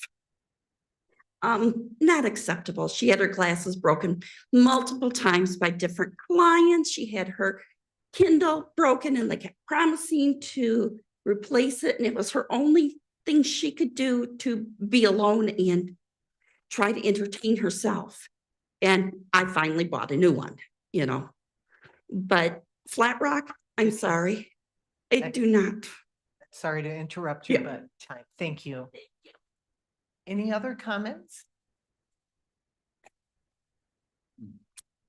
Barbara Lee Van Horsen, City of Grand Haven Momentum Center. I have 4 actually quite happy things to share today. First, I am thrilled to announce that the Momentum Center has been named one of the Hometown Health Heroes for the state of Michigan for the year 2024. And there will be an award ceremony in Lansing in April. I could not be more proud of my staff and our volunteers for earning that really incredible recognition. Second, I want to make sure that you know that we have a mini grant right now that we can use to address transportation barriers. So in April, May, and June, we can provide transportation 1 day a week to people who live outside of the Harbor Transit Service area and choose to come to the Grand Haven Center. And we'll provide transportation 1 day a week for people who live outside the Max Transit Service area who choose to visit the Holland Center. We're very interested in seeing what happens when we eliminate the barrier of transportation and give people the choice of participating in our social recreational program. It's only a 3-month grant, so we want to be clear about the time limit, but please make sure that you're communicating to people that that opportunity is available to them. Third, I want to invite you all to a screening of the movie The Great Disconnect, which addresses the need for all of us to have social connection and relationships with each other, as well as the mental health toll on people who do not have community. We're going to be showing that movie at both of our locations on April 12th at 6 o'clock. It's free and open to anybody. It's possible because of fundraising efforts. Gentex is underwriting the cost of the film. Meyer is our dinner sponsor in Grand Haven. Wesco is our popcorn sponsor in Holland. So the event uses no millage dollars whatsoever. And finally, I want to take a moment to reflect on something pretty extraordinary that was said at the last CMH board meeting. You said that the gap in services that we have today are not the gaps we had when the mental health millage was passed. What an incredible testament to the work of all of the social recreational programs. The need for people with disabilities and mental illness to have community had raised to a level of desperation. So great was the need that the county voted to tax themselves in order to be able to fill it. And now here we are, completely satisfied with that outcome. I want to recognize and congratulate ICUS, Pioneer Resources, Heritage Homes, and the Momentum Center for this incredible accomplishment, and acknowledge the fact that without this very intentional focus, the gap will materialize again and the need will return. People need community, all people. Thank you for attending to that need. Thank you. Any other comments? Anyone online? I would also like to thank Compassionate Heart for filling that gap as well. All right, and then we will move on to our consent items. We have both the agenda for today and the minutes from the February 23 directors meeting, Board of Directors meeting. Is there a motion to approve those? So moved. Second. It's been moved and supported. Gretchen moved, Sylvia supported. Was either so. Oh. Was it done? No, not me. It was second came that way too. Okay. Doesn't matter. Thank you. Gretchen moved. Sylvia Gretchen second. moved and Sylvia supported. Okay, is there any further discussion? All in favor, please say aye. Aye. And opposed, same sign. Thank you. Anna is going to review for us what she talked about last month, the stakeholder survey results. Thank you. Yes. So in your packet, there was a PowerPoint. I don't know if we're able to share it. I forgot to talk to you about that, Patricia, before this. So in early February, we completed a stakeholder survey. We're required by the Michigan Department of Health and Human Services to do this survey every 2 years. The survey conducts an assessment of the mental health needs in our community. All community mental health systems in Michigan are required to do this survey on the same 2-year schedule. So based on the responses received, we must identify at least 5 priority needs. So the survey, again, it's required by Michigan Department of Health and Human Services. They also require the questions that we're asking in it. So there are 3 questions that we ask, and they're all open-ended. So the first one is, what do you see as being the most significant mental health needs that are not currently being adequately addressed in our community? From your perspective, what trends have you identified that CMH should be aware of? Based on what you have shared, please identify the top 3 concerns or priorities. So these are all open-ended questions. People can answer to whatever length they would like. We don't limit length response for those. So the other piece with this survey, or the rule that we need to follow with this survey, is that MDHHS instructs the community mental health providers which stakeholders we need to be sending the survey to. So we have specific systems we have to send it out to, including the justice system, school systems, primary health care, Michigan Department of Human Services. They say it should be Health and Human Services, private mental health and substance abuse provider organizations, public health, and consumer advocacy groups. So we do email out the survey targeting those specific groups, but we also posted it on our social media so that more people could have access to it. It was available for a 2-week time period for people to complete. So for the responses, we received a total of 105 responses. Of those, 20 were blank. So they did not answer any of the questions, but they did take the time to go through and read the questions. There were 85 complete responses that we did an analysis of, and then I'll present what the key findings were from that. So for the stakeholder responses, we have people identify what group they identify with when they're completing the survey.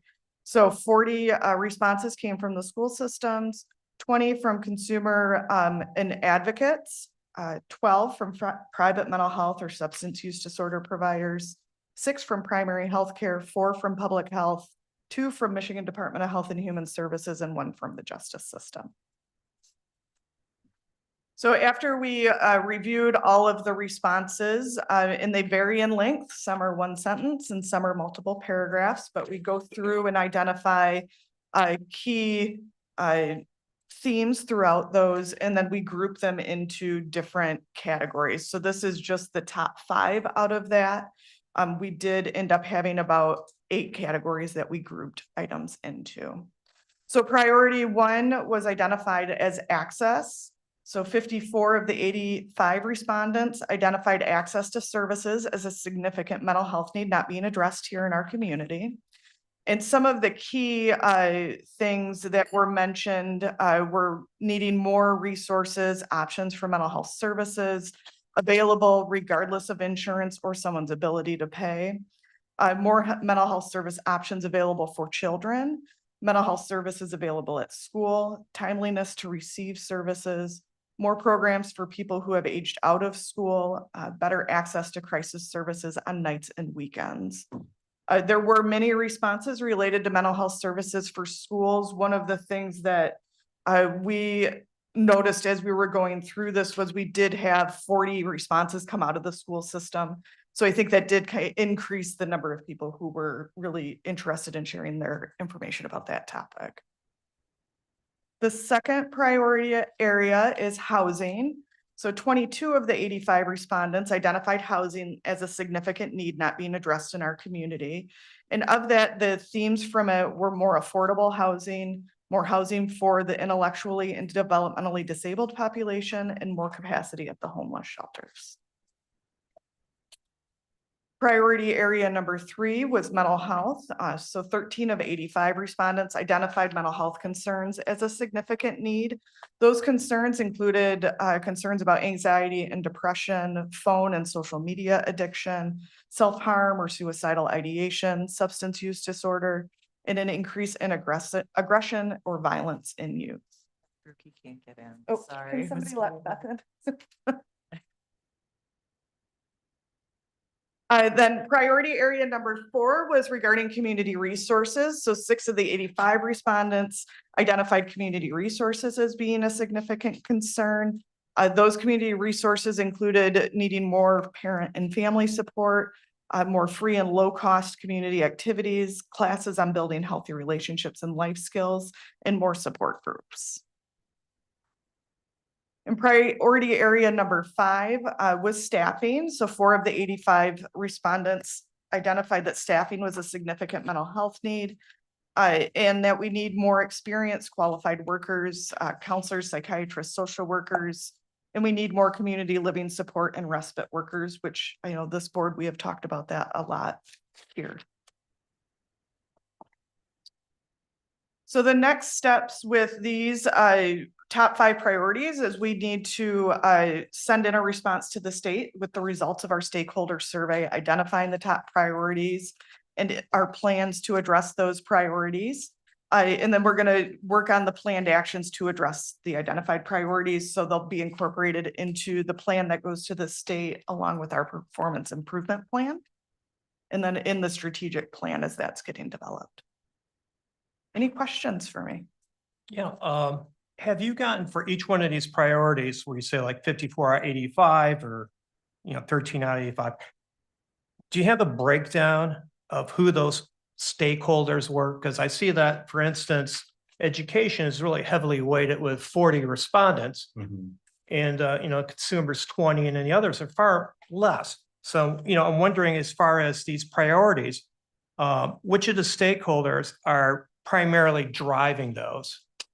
Yeah, and we have that in the detailed report. So this was just the high level overview. If you'd like me to share the detailed report, it shows the responses to those survey questions that we categorized them. Yeah, I'd like to see the categories broken down by stakeholders. Yep. Just to make it easy to see, Yeah. visualize. Yep, I can send that to the board. So respondent categories, are those predetermined then by Michigan Department of Health and Human Services, or I'm just wondering, like public health, who's included in that bucket? And then primary health care, I'm thinking physician practices, but I could be wrong. Yeah, that's a great question. So the state tells us exactly who. So those are the ones they identify. And then we sent emails to the directors of the Michigan Department of Health and Human Services in Ottawa County. So Kendra Spanger, to distribute to her team as she saw fit. We distributed it to the health department director to distribute amongst their team.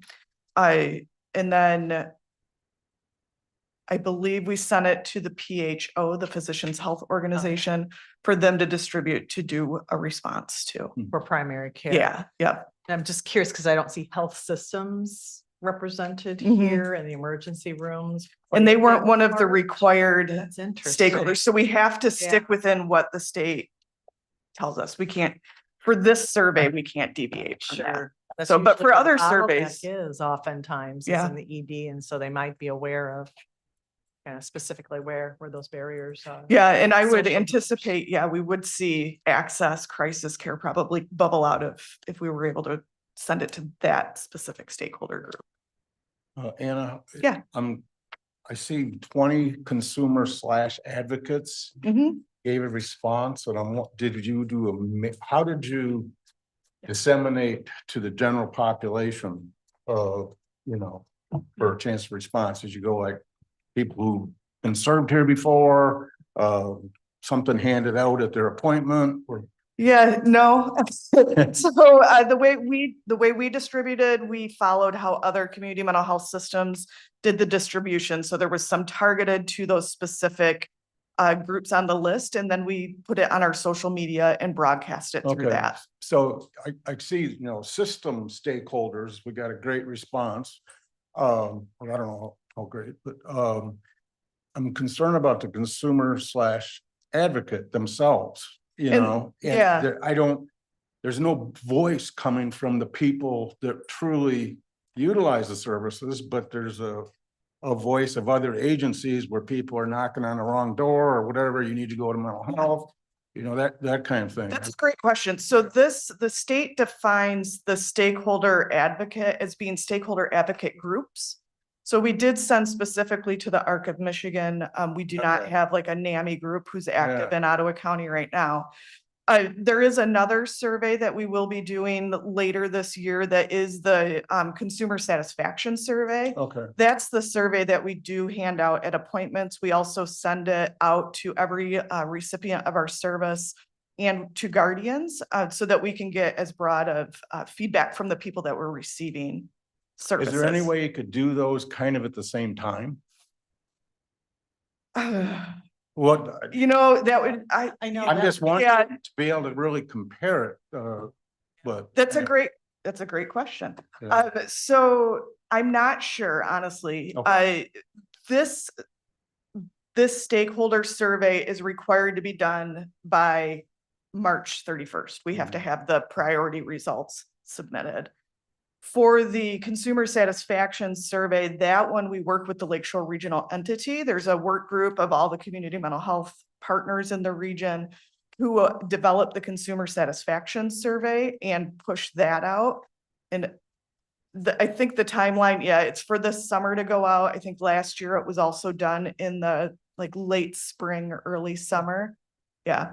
So we can though, when we get those results, bring these results Yeah, back that'd out be and great. compare them because they'll be done within probably 6 months of each other. that'd be Yeah, great. And they're both taken into account in determining priorities for Yes, the yep, organization. yes, yep, That's what I was gonna ask, how it's used, kind of next steps, because we're getting close to strategic planning. yeah. Yeah, it'd be great to see, maybe a little more robust capture of some of this information. Yes, and so we're still working on that. Yeah. Yep. Yeah. So that I have a report I need to develop to the state next week. And then we will work on getting that incorporated into the strategic plan. I'll work with Lynn on that when she returns.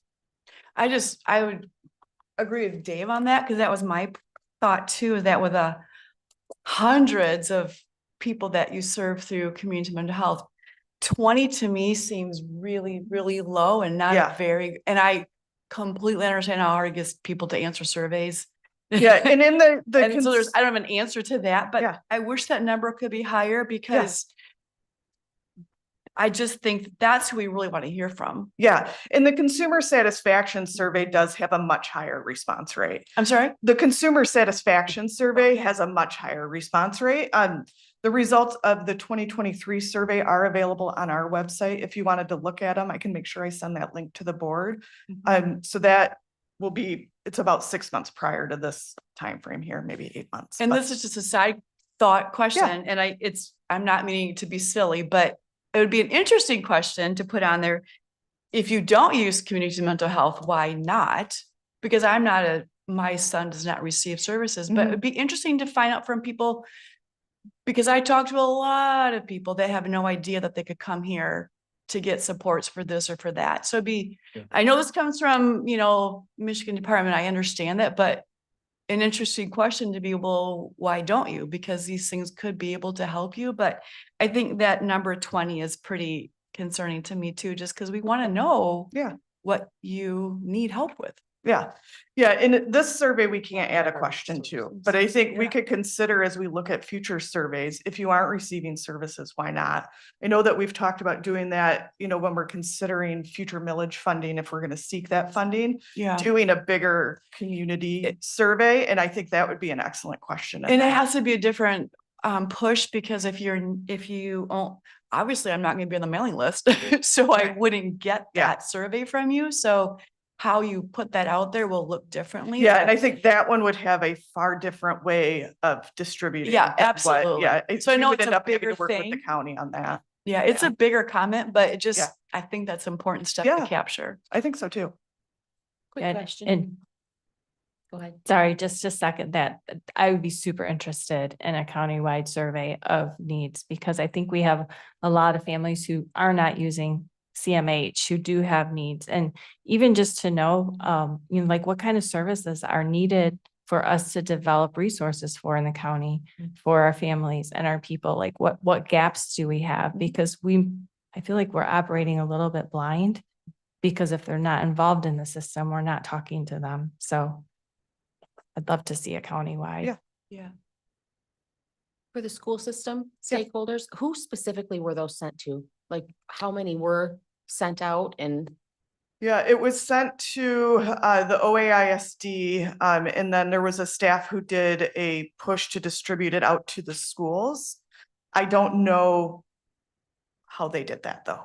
So I don't know if they had what their list was. I can look into that and see if they can give me detail on how they distributed. Okay, I wondered, because I was looking and it looks like there's roughly 133 schools for Ottawa County, and I just wondered how many were sent out and who they were sent to.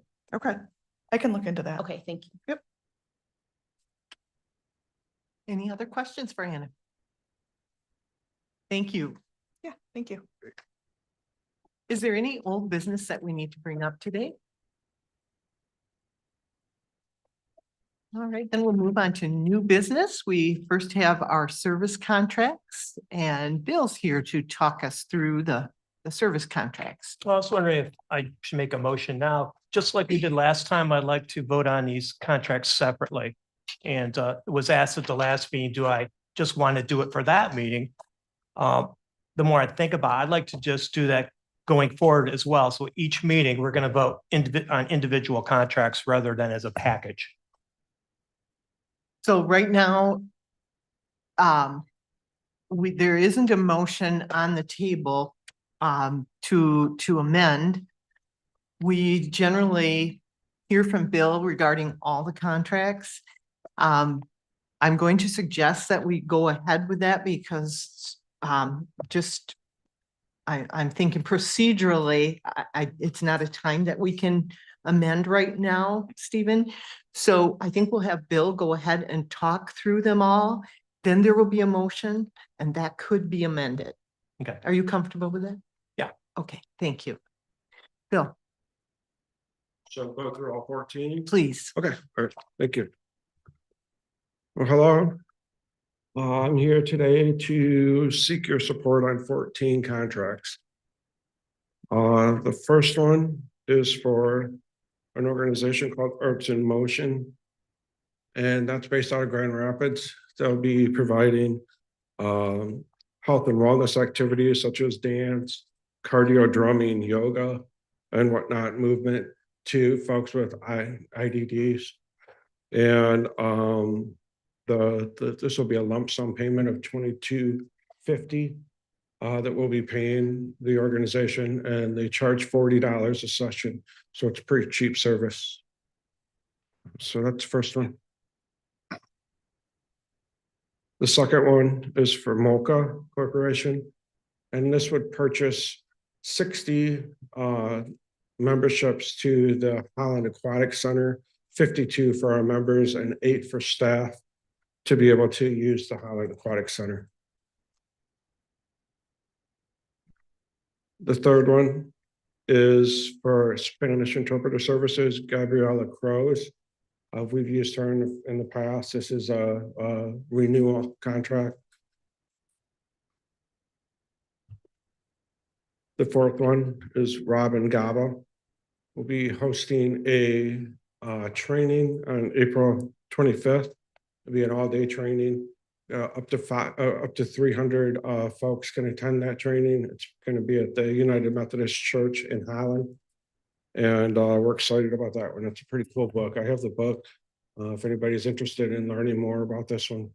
But this is a neat training.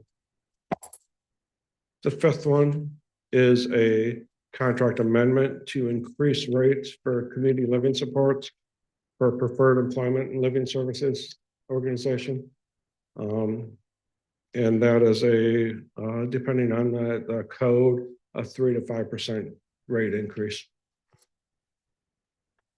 The sixth one is Flat Rock Manor, and we'd like to add a home, Flint Township South home. The family has worked with our residential ombudsperson, and this is a home that they're agreeable to. The seventh is Bethesda Farms. It's a rate increase for CLS services. And that's a CLS provider in the Allendale. The eighth one is actually these next four are adding a service code for assessment code for adults. The situation here is we had a staff person leave at Ottawa CMH, and these next four are going to be providers that are going to be picking up the slack until we can get that position filled for assessments. That's B8, 9, 10, and 11. Number 12 is Home Safe Homes in Michigan, and that's an environmental modification consulting service. So the situation here is if we have folks they need an environmental modification, typically that will be a walk-in shower or a wheelchair ramp to get up into the home. That will have this person will go and assess the home, make sure that that's would meet code and be something to be realistic. And then they would work with us to find 3 providers and, get a bid and go with the cheapest bid. So that's with Home Safe Home Michigan. 13 is Protocol, and this is more commonly known as our helpline. Phone calls that folks can call, and They provide assistance to our crisis response team, but they also are available. We have some folks that rather than calling the hospital all the time, we've been able to redirect to call the helpline to help get through there, when they're feeling anxiety and whatnot. And this is a contract renewal for that. And then the last one is Streamline Verify, and that is our exclusion and sanctions checking. It's a software package that we can check for staff to make sure that they haven't been excluded from providing Medicaid services or something like that. We run that on a monthly basis for our staff. And that's a renewal for that contract. And those are the 14. Okay. Yeah. It's a little too close. Feedback. Oh, Thank you. I don't know if anybody else could hear it. all right, sorry about that. All right. Thank you, Bill. Anyone have any questions for Bill before we call for a motion? Well, are we going to then have discussion at this point, or should I bring my motion about Let's get the separating? motion on the table, then we can have discussion. Does that sound? Yeah. Okay. Is there a motion to approve the March 2024 service contracts as presented? We're gonna motion. Well, I guess my support, and then motion is that we're discuss. going to approve these service contracts individually. There's a motion to approve the service contracts individually. Is there support? Can I ask for clarification? You had mentioned earlier that this would be going forward, or are we just doing this for this? I would like to do it going forward. Every time we get a contract, we vote on them individually rather than as a package. I do have an issue with that because boilerplate has a tendency of changing. And for example, in the first quarter of last fiscal year, we had essentially 3 pages of contract that were just boilerplate changes. To move through those one at a time would, when it's arguably just a procedural thing for the boilerplate, seems to be not an efficient use of our time as a board. So, Imagine we can move through so those pretty quickly. individual meetings is fine, but I mean, I just am reluctant for those large package contract days to go along with that. Well, if it's So boilerplate- before we get too much further, let's get this motion officially on the table. Stephen has put a motion out there. We haven't had a second yet. Then we can continue with discussion around the topic. Support. Okay, the motion is now officially on the table and supported, and we'll take those comments into consideration. I did. Sylvia. I guess I would just have a potential suggestion. And so then maybe I would be amending your motion too. And that would be that, I know with the Board of Commissioners, if any of us have a particular item that we feel needs discussion and individual consideration, oftentimes these items fall under consent, and any person on the board has the ability to pull any of those items off for discussion and individual consideration prior to voting on it. And that might be a way for us to move forward where we don't have to necessarily take time on every individual item. But if there's anything that any board member has concern for, we could pull that item off and individually consider it. So, so that's something alternatively that we could do today and moving forward is we could, and so then I don't know if we would put those items under consent and then we'd be pulling off. I don't, so we could figure that detail out later, like how we would do that, but Well, we have in the past, and we could today choose to approve the group without some of them being included. And that could Right. be in the form of a motion. So I would move to amend Stephen's motion to approve the service contracts as presented with the exception of any that you'd feel need to be individually called out. So Flat Rock, and I don't know if there are any others that you have concerns with. Well, I would like to pull out basically all of them, although as far as the ABA contracts, I could review those as a group. But the other ones I would like to pull out individually and address. Yeah, I'm gonna agree with Sylvia and also Chris, you know, just for time purposes. I really appreciated, Stephen, some of the work you did earlier this week. And I hadn't looked into some of those things that you had highlighted, and then I jumped into it. So I appreciate you red flagging it, kind of thing. I don't see the need to individually vote on every single contract. I think it would just become too cumbersome. And anytime you do something like that, everybody could have some kind of comment and discussion and go on and on and on. And I'm not trying to sweep anything under the rug, but we get these, what, about 4 or 5 days prior to the meeting, something like that from Patricia. I don't know. That's just my comment. I don't feel it's necessary, but I do appreciate the spirit behind what you're doing, what you're asking for. Thank you, Dave. So I guess, I guess I would be amending the motion to approve the March 2024 service contracts as presented with the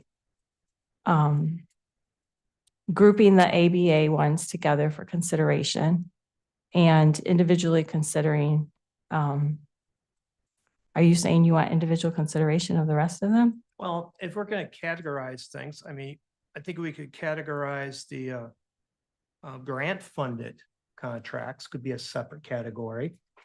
Then ABA is a separate category. And then I don't know how to categorize the others. So I would have to say those would be considered as separate contracts. Okay, and you have concerns about all of those individually? I guess as a category, 2 of the grant funded ones raise raise my attention. Then of course there's the Flat Rock. I think that ought to be considered separately. The ABA is a collection. You could put that together, but that's a category I'd like to, discuss separately. And I don't know how to categorize these other ones neatly to say that we vote on them across the board as a category. And fortunately, we only have 14 of them today.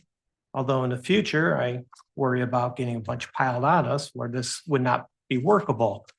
And then maybe we would have to come back and say, we're going to rule on these categorically. But as far as my ideas about categories today, those are the things I identify. So Sylvia, are you able to restate the motion? I'm going to try.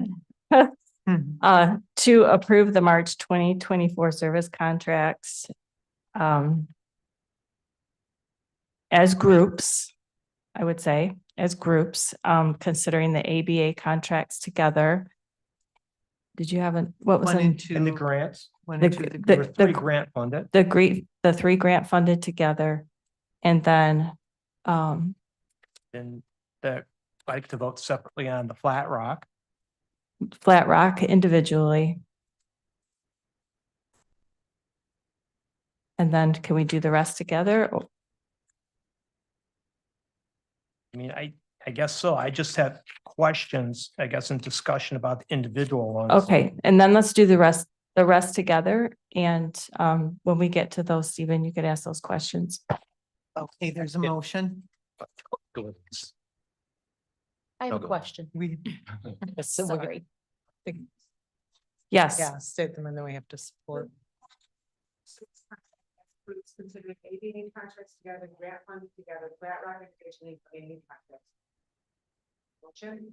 Yes. yes. So she needs support, And correct? So I'll support. and we're still in discussion, is that correct? Now we're in Now our discussion again. discussion on Yep, that. Mhm. We are. we're in discussion again. Yeah. We are in discussion, but we This is will, for today. yes, Or Okay, this today. is not setting a precedent moving for forward. the future. This is how we're looking at amending the Specific motion for today for these 11, I can do that. 14, excuse me. Okay, I guess we'll Okay, co- so we'll do this now together. there is a motion Maybe that's what we do. because on we the didn't table and it has been supported. support it. And I have a question. Is there any further discussion on this before we Yes. go into a vote? Yes. Kendra? I just have one, I'm not sure, forgive me. I had one question on the Robin Goebel.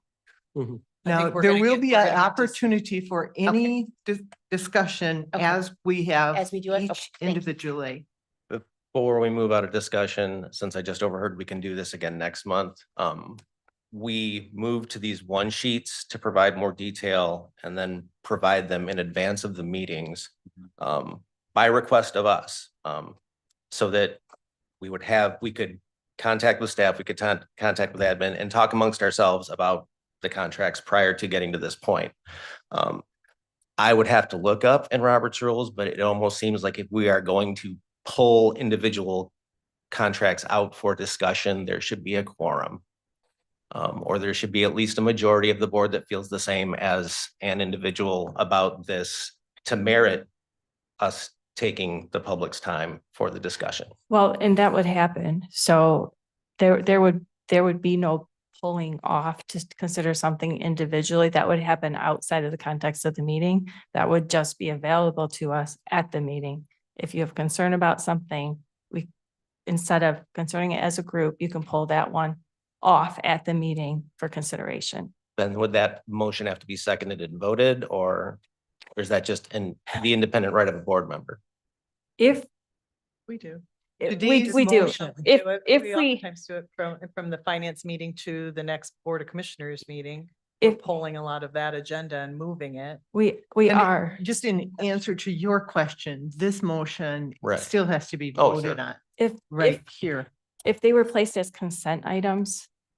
And so I don't know if there's a way to do it differently as an action item, but if they were put as consent items, technically any consent item can be pulled off individually by any of us for individual consideration. So it might just be a matter of putting it onto the agenda a little differently so that we have the ability to individually pull something off.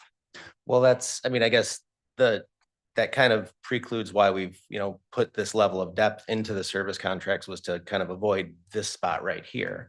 And so I'm trying to, come up with, if a number of us have run across the same, concerns, like with Flat Rock and everything you pulled forth this week, then we should vote on that. But if there's not contention around the rest of the other contracts, then with a majority of us, then we should be able to kind of move forward. So I'm going to call for a vote on the motion. All in favor?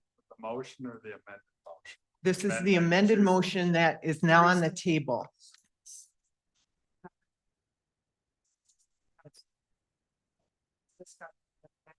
So the current motion that's on the table is to approve the March 2024 service contracts as groups, considering ABA contracts together, grant funded together, Flat Rock individually, the remaining contracts together.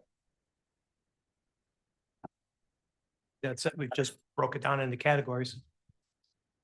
All in favor, please indicate by saying aye. Aye. Opposed, same sign. All right, so now we will vote on the first three, which, well, they're not sequentially three. It is 1, 2, and 4, which are the grant funded. State.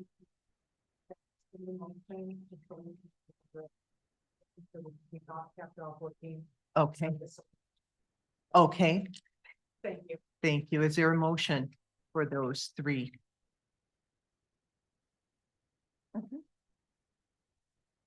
So moved. Support.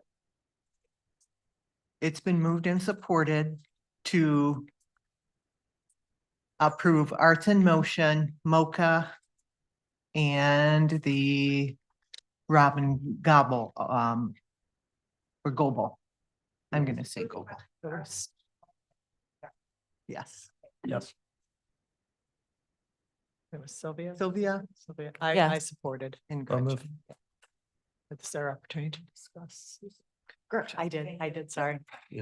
So it's been moved and supported. Is there any further discussion on those three? I just had a question about Robin. She is being touted as having an MSW, and that's her biggest thing, but as of April 20 or 30th of 2023, she has let that lapse. So she no longer is an MSW, is that correct? Oh, that's a really good question, Kendra. So the MSW is a master's in social work.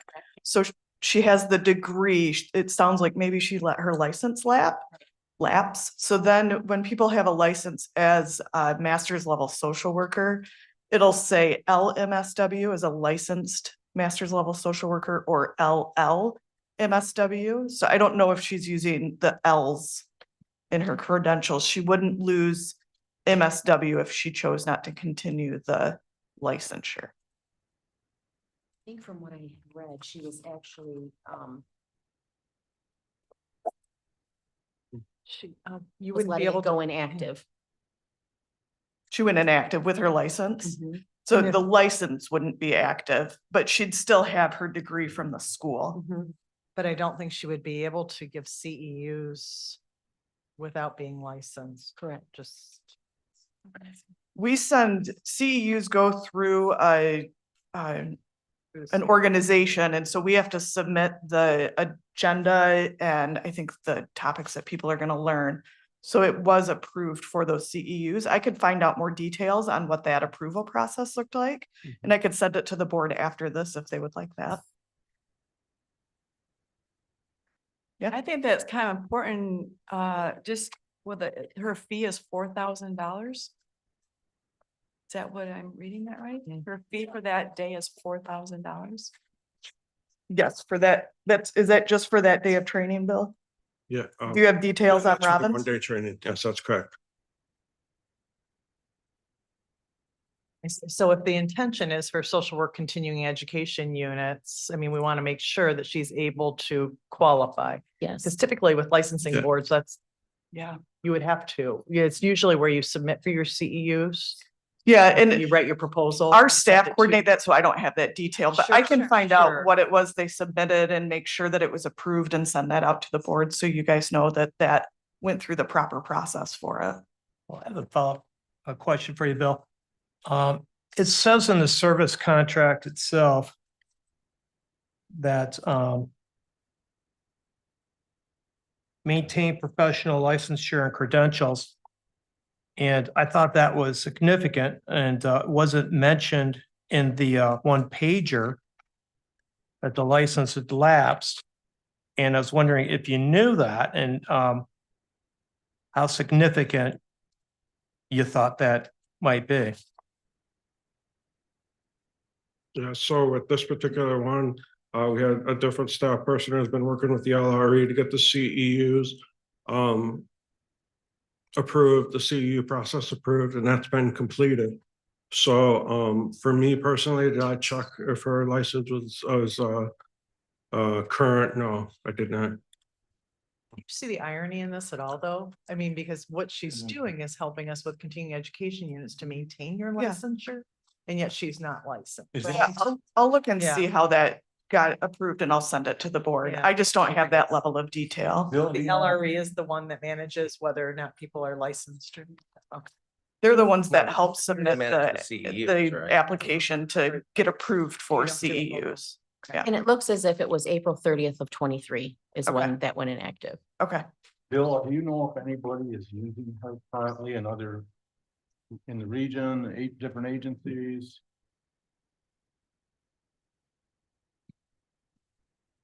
Bill? Okay, oh, I'm sorry. That's okay. Yeah. Do you happen to know if Robin is being used anywhere in this region or? Dave, can you put your microphone a little? Oh, Yeah, maybe that would help. It's coming through fine.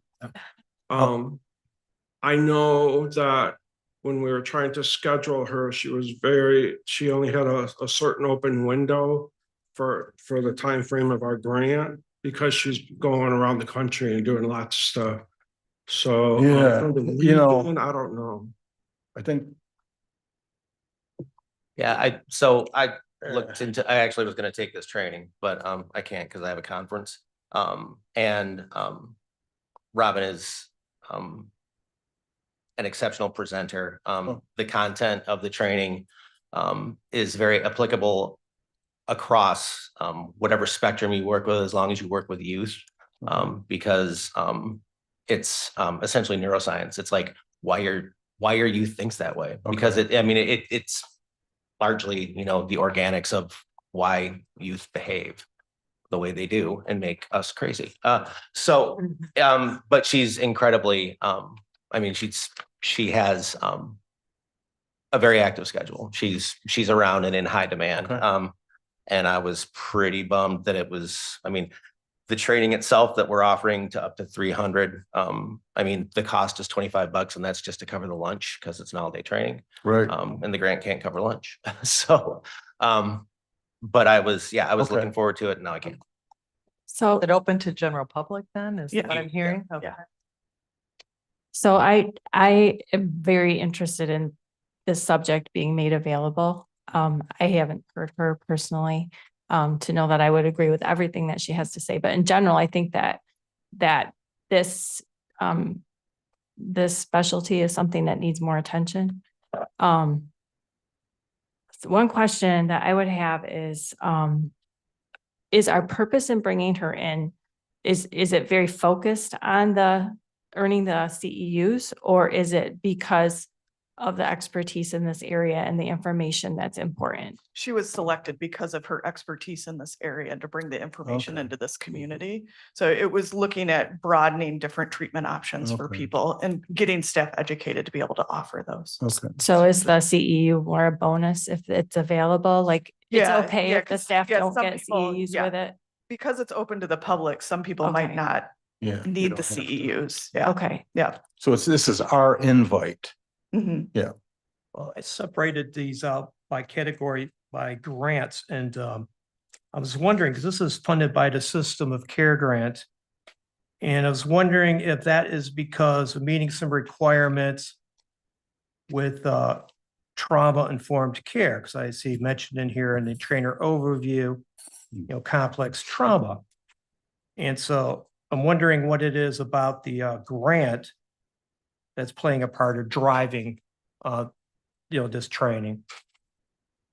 So and I'm not the System of Care grant expert, but I can definitely ask for more information on why that team is bringing Robin in.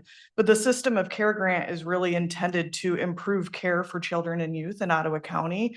And so this is one of the things that they were bringing in to do that, to educate the community and, people who are providing services to youth in the community. Okay, I guess I have to admit, I'm a bit skeptical of what I'm seeing here with this grant. And from what I understand about the System of Care grant, a big part of that is trauma-informed care. And looking at, I understand that the System of Care grant is created by or maybe funded by SAMHSA, is that right? Correct. Okay. And so that led me to do a little further investigation and take a look at the SAMHSA website and find out what it has to say about trauma-informed care.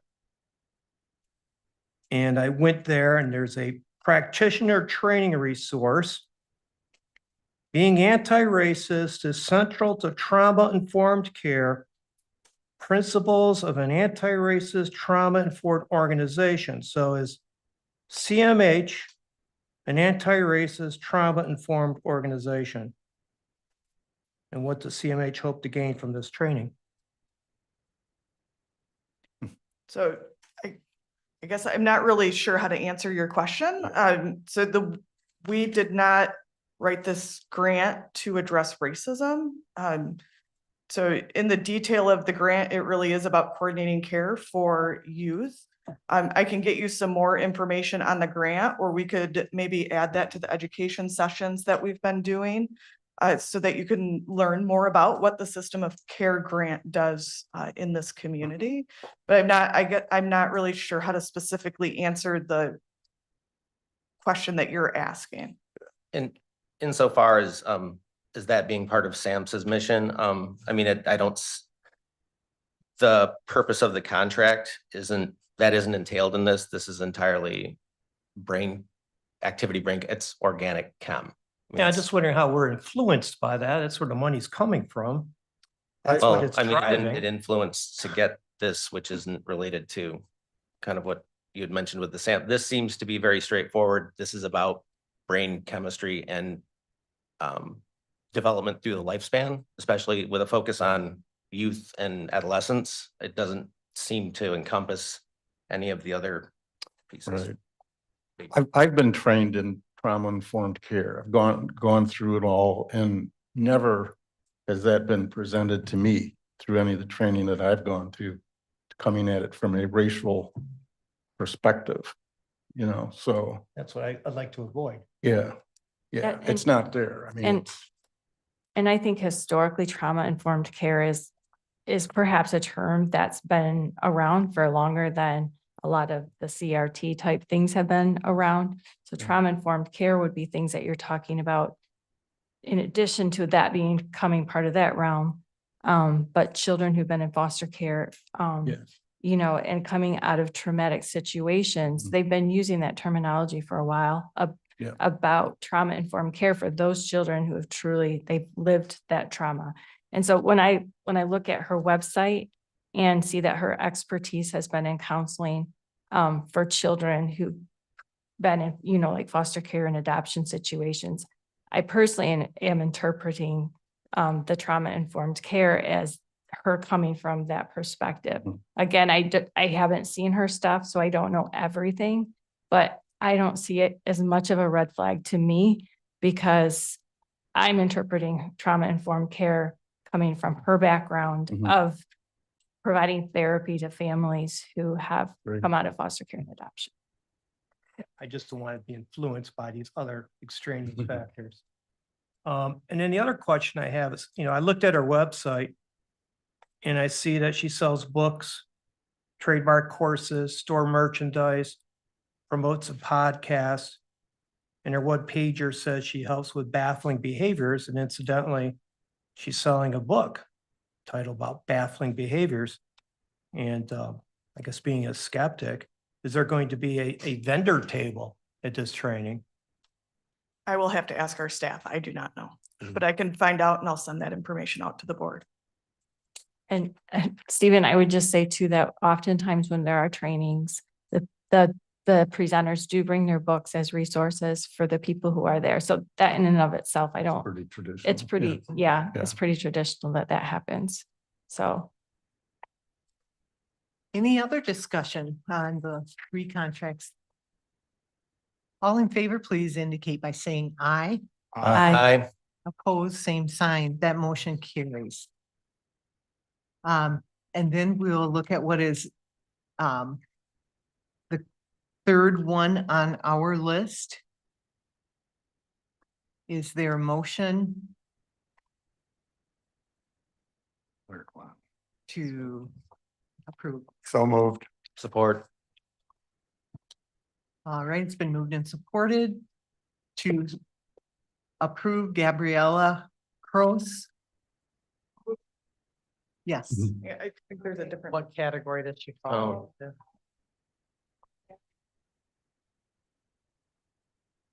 Correct. Oh, I yes. apologize. Anything else? Is Flat Rock Manor. Okay. Since we did not have that motion yet on the table, we can move forward. Is there a motion to approve Flat Rock Manor?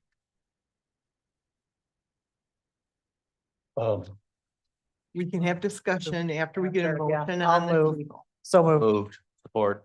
It's been moved and supported. Now, is Okay, yeah, there- I guess I would like to know how many folks from Ottawa County are currently residing in one of these facilities? And what are we hearing from the folks that are living there, their families. We heard during public comment, some firsthand experience. Do we know how many are there, Bill? How many people do we have in Flat Rock? One of their homes? Is that a HIPAA? Can I give like general number You can things? give the or- general number, yeah. Yeah, I believe it's 6 total between all the homes.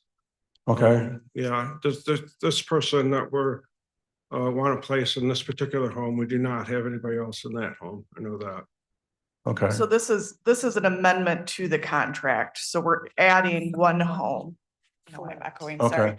And there's one consumer, who's being placed in the home. Their guardian, has been made aware of the investigation that happened, and they are still supportive of this person moving into this home. So they are aware of the situation that we discussed earlier. Anna, do you happen to know if this is, we can't find another home anywhere? This was an emergency placement. Okay. Yes, yeah. Um, And this was the guardian had choice in the placement. And so okay, they approved of this placement. okay, And if we did not approve this contract today, where does that leave that individual and family? They would not have anywhere to go. yeah. Have we looked for alternatives and I'm just? My goodness. Yeah, I'm not sure, but. Yeah, and That's the. we're gonna be, so $1 million following this meeting, we do have a presentation on residential, which that will be talked about, the array of residential options that are available in Ottawa County, or not in Ottawa County, that are available to Ottawa County. This is probably a better word. Yeah, so there are lots of options, but I think as we've talked about before with these placements, especially for folks who have maybe some challenging behaviors or issues, there are other places in the state who are also trying to get people into an open bed when it becomes available. So it's pretty competitive to get into those higher acuity levels of care for people. Is there anything that we could recommend or that you're aware of that would provide an extra layer of, I guess, support for that person or oversight for knowing the things that we did find out about this location? Yeah, we do have a staff who oversees our out of county placement. So I think we can make sure that they're aware of that. And then after listening to Brianna, I think working with Brianna to make sure that their recipient rights information is up to date, that they have our information. So I can review that with her. I think also just informally, we would like more eyes on than just simply reports and this, you know.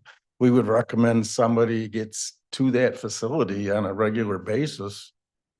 And, you know, I don't know who that would be. Yeah, and I can talk to our staff and take that back and see what the plan is. Yeah. So I'm not involved with the day-to-day, but I can get back to the board with what people are doing when we have folks in residential placements. Yeah, I personally, I would want a report every month on Flat Rock homes and the status of our people who are there if we continue to have people. And also, are we looking for alternatives to move them to?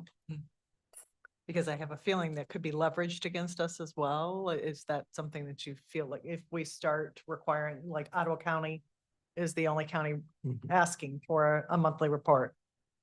Could they turn around and say, you know, we're just not going to go ahead They and could. support Ottawa County? Yeah. So I'd like to have a plan in place. Yeah, maybe that's a staff level thing. Well, and when we do the residential presentation, I think you'll hear too in more detail from the staff who are doing this work, how they're monitoring these placements.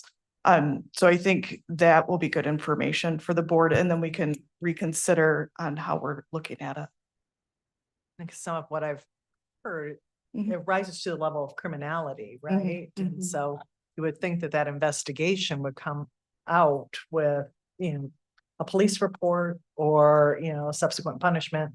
Mhm.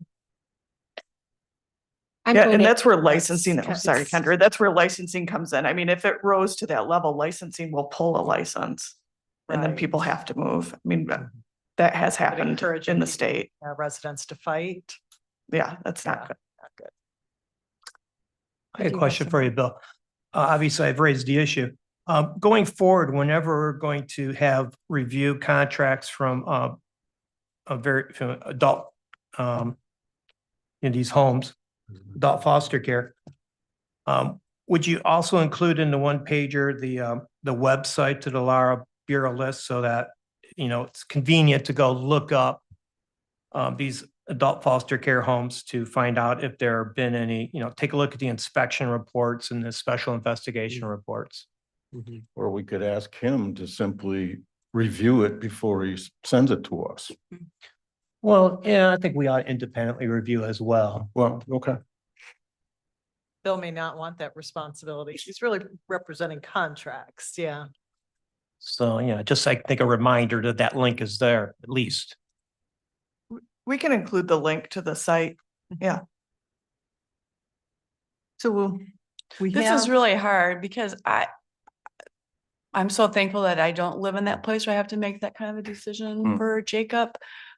But I do know their daughters. Mm. And in my own, every person's choice, I believe what Brianna said too, but I, in my own mind, could not vote yes for this, knowing that happens. And I've heard, this is not the first time I've heard stories about Flat Rock. I've heard them before, and I, in good conscience, could not be someone that would okay this. I know, yeah. I just. What are couldn't the do other that. options though for No, this no. individual? No, Are we going to just take away the option and leave it onto the guardian or the parent to fill this I know. void? That's why I'm asking for a plan because this Yeah. is an emergency and that's where we're at, right? I want to speak on an experience level on this. I really struggled with whether I should mention this or not. As a kid, I was placed in a residential treatment facility when I was 12. The counselor there said I did not belong there. My parents didn't want me back. I was abused there. You cannot let this child go there. This is an So, adult. yeah, this, Yeah, if For an we- adult, anybody, if this So is someone what who you guys can't are- protect so- themselves. So saying- just okay. for, yeah, I'm sorry, just for, okay. We need to be very deliberate about what we're saying here. The board is going to interject itself and go against the wishes of a parent who worked with our ombudsman and agree that while we might not think it's optimum, they're good with this placement. Which is, Cause they don't know. that's, Right. yeah, that's a And big they move. were made aware of the licensing issues and the investigation, so they knew all of that before they made their decision to select this home. Were they Well, given these specific links to They look were at? given the investigations to look at, Yeah, yes. we're just doing a little bit of brainstorming here, but what if we gave 60 days or something for them to try to come up with something else, you know, rather than just a blanket, yep, you're in.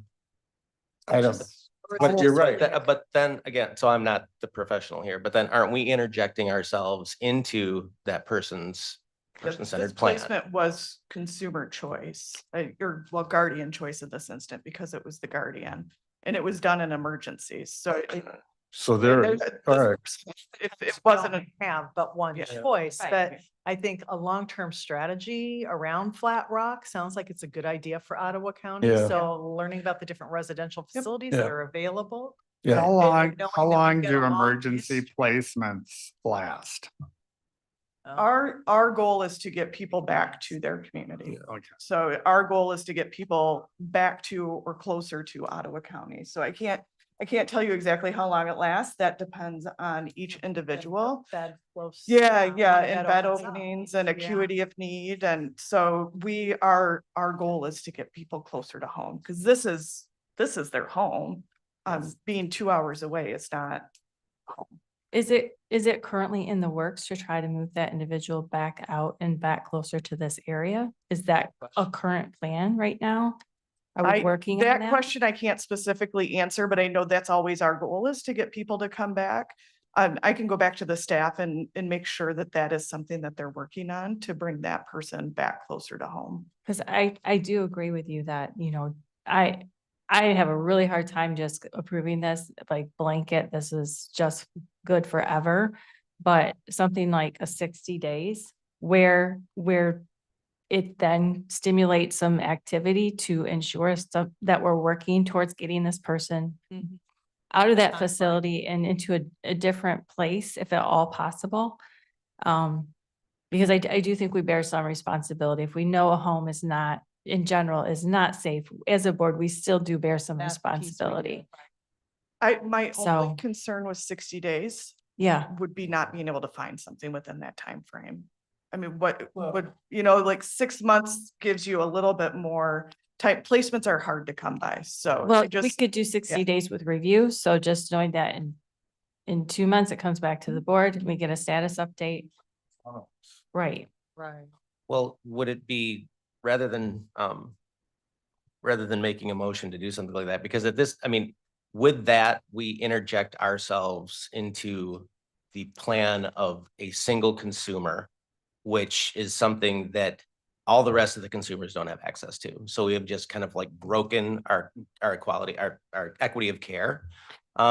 Because not because of the consumer, but because of where the consumer, where the consumer's family and the ombudsman have kind of come to, this is where I agree that this is not an optimum situation. And I'm not backing up flat rank on this at all. I'm just saying that we step way far out if we do this. I don't agree. I think that when you have a situation where you're having physical harm and people ending up in the hospital, then there's a higher level of responsibility here where we're kind of the final stop of making a decision as to like, that's a step too far. We're not okay with our people being in imminent danger, so.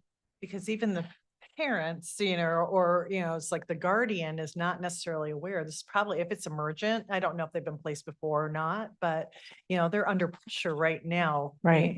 So they're making decisions, and it's up to us to have kind of sounder minds around that or circumstances to help guide them in that decision-making process as well.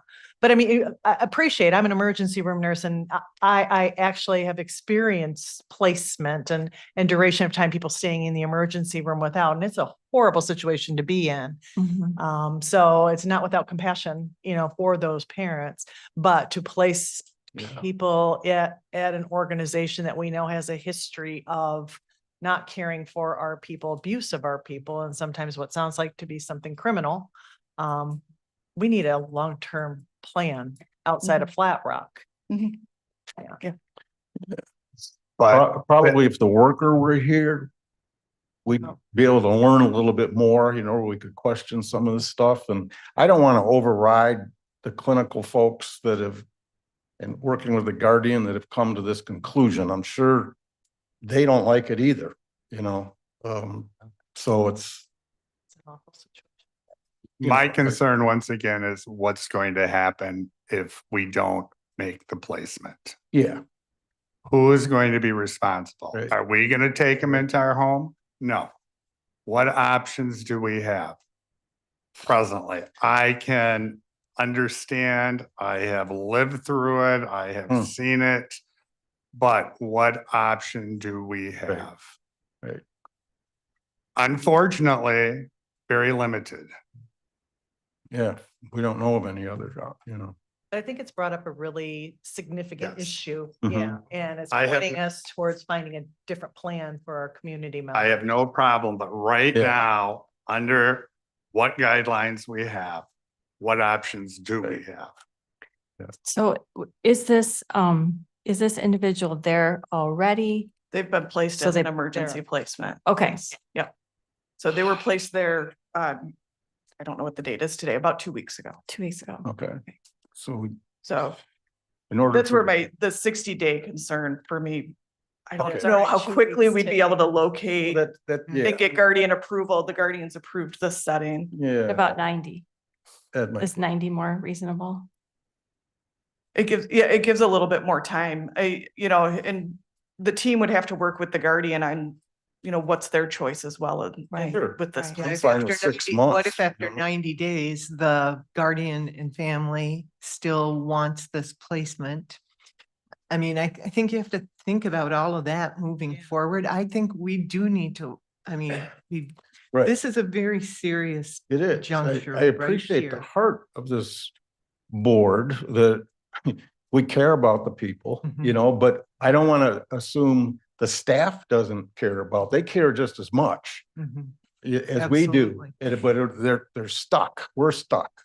The resources just aren't out there, but we would like, so. You know, I'm just on a personal note, sharing from my work in the schools, what it does to a family system and how the family can just be totally broken down, even in, this is a temporary situation. It's really tough to know where to go from. It is. Right. So Uh,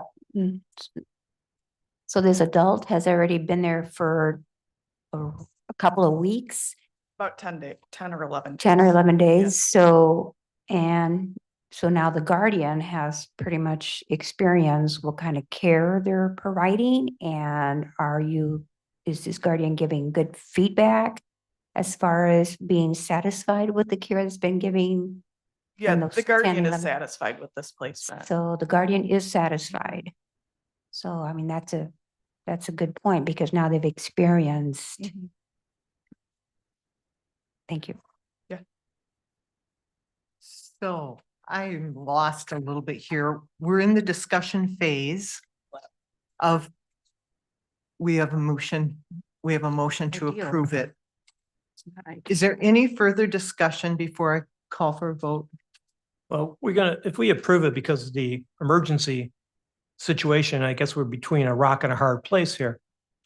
Are we going to plan it going forward to take a really close look and evaluate future placements at Flat Rock and what our options are going to be so that we don't find ourselves in this same situation in the future? And we always look closely at these placements to, make sure that they're meeting the consumer's need. Again, trying to get people closer to home as quickly as we can. This is just one of the service array of providers that we use for people that we serve. And I'm just afraid the next time we are presented with a Flat Rock contract, we're going to be in the same dilemma every time. And I personally, I don't know what our options are, but it seems to me it's critical that we have to really explore this one. Thank you. Sylvia? Yeah, and I would move to amend the motion to approve the contract for 90 days with review at 90 days. Is this just for that home then? Just for that home, yes. This is new to us too. Is there support? Support. Oh, sorry. Any further discussion on the amended motion? I really feel this puts us in, I agree with wanting to have some kind of frame around this, but approving a contract for 90 days for one service provider that is in good standing. And again, there's a couple of things. I mean, we are now treating that service provider differently, which I mean, we all agree that there might be some prudence to that. But also we are, inserting ourselves into the care of one of our consumers, which if we do that for one, the only thing that is equitable is if we do it for all. And if we do it for all, how do we manage that process? Because this one was kind of, I mean, Stephen found this one, but and with a system this large and sprawling and imperfect and underfunded and all the things that we've discussed about at other meetings, how do we create that equity outside of having the ombudsman who is our is essentially the eyes for us on this? Probation, in this case, can it be a probationary period, given that Flint is new to us, a new site? And so we say in 90 days, we want to reevaluate just to make sure. And then if something comes up in the interim that's closer to home, even better. But it kind of keeps the clock ticking, so to Mhm. speak, that we need to try to find different placement or that the family is satisfied as well. But Flint is new, so I feel like that's prudent for us to say this is probationary period. And then the board wants to look at it again. Yeah, I in 90 agree. days. Because it may be that this home is fine. It may be they have great staff, the guardian's happy with it. But I think that it's prudent for us to have some eyes on it, ensure that that's true, so that we're sure that our person is safe. Well, and given the personal stories that our community members came and shared Mhm. with their experiences at Flat Rock, it feels like that is our responsibility, just to provide some level of oversight.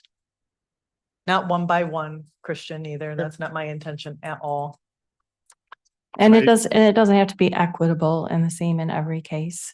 But when we see reason for concern, I think it's appropriate for us to be careful. And I like Gretchen's idea about creating a framework of what and setting some parameters. I mean, emergency situations are emergency situations, as Right. we all know. And it needs to be dealt with. Not saying that it has to be long-term, but it's an emergency. Right. Right. So we're waiting. Sounds like there are mechanisms within, CMH to recognize those emergent situations and look for immediate placement. Yeah. Yeah. Yes. So I Continue on. I actually would like to amend my amendment and just add the word probationary, because I think that's a good context to put around it. Pardon? Can you read back to me where we're at now, and then I'll know what to add?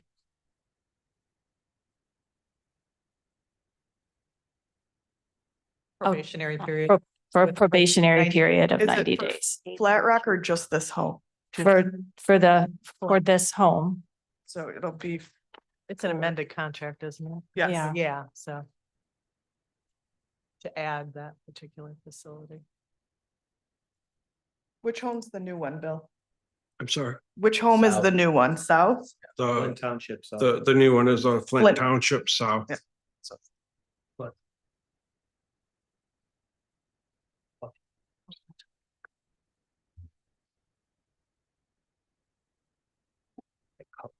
Motion is to amend. Oh, to approve the amended contract with Flat Rock Manor and with for a 90-day. Like that. Yes. Okay, there's a motion. Is there support? Support. Any further discussion? All in favor, please say aye. Aye. And opposed, same sign. Thank you. Then going to the next group. 8, 9, 10, and 11. Is that where you're seeing us, Patricia? Maybe. Contract.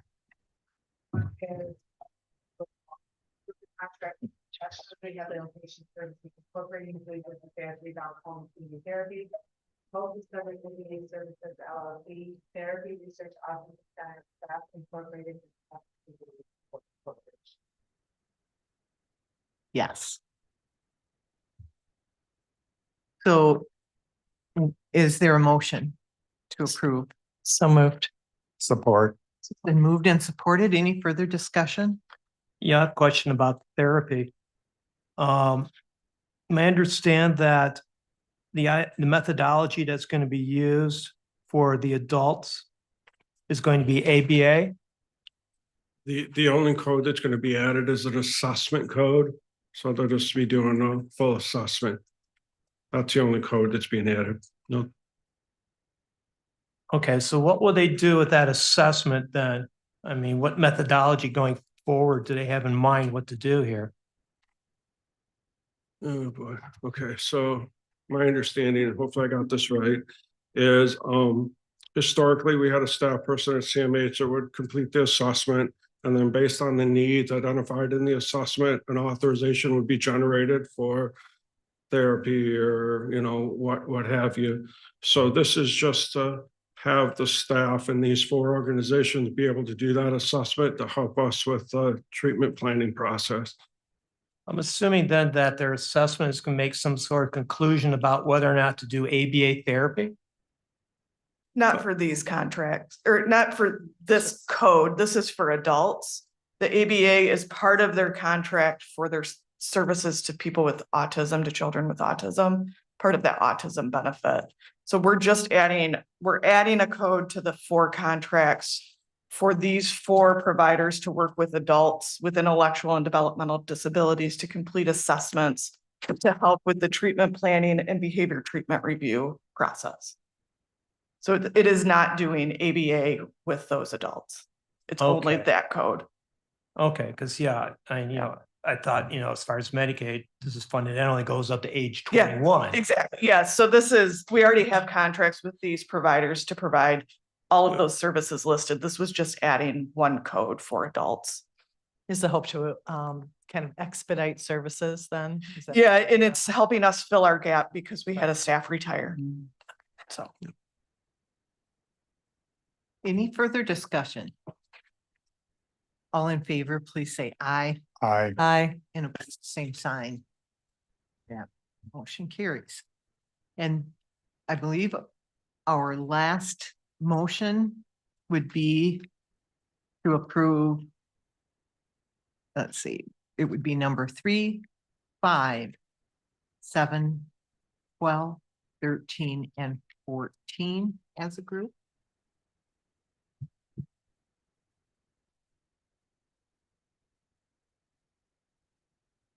Yes, that's correct. Is there a motion to approve those contracts? So moved. Support. Been moved and supported. Is there further discussion? Yeah, I guess we could take them one at a time. Well, I will, I guess. For 3, to Gabriella Cross, I understand that Bethany Christian Services is providing some sort of bilingual language services. And so it came to mind, is this, a duplication of that? And then how is she distinguishable from that? And how will services be impacted if, the contract was not renewed? So Gabriella's interpreter services we're using with our staff. So Bethany Christian Services has bilingual clinicians on staff. We refer people over to receive services from them if they want therapy, case management. Those things can go to Bethany.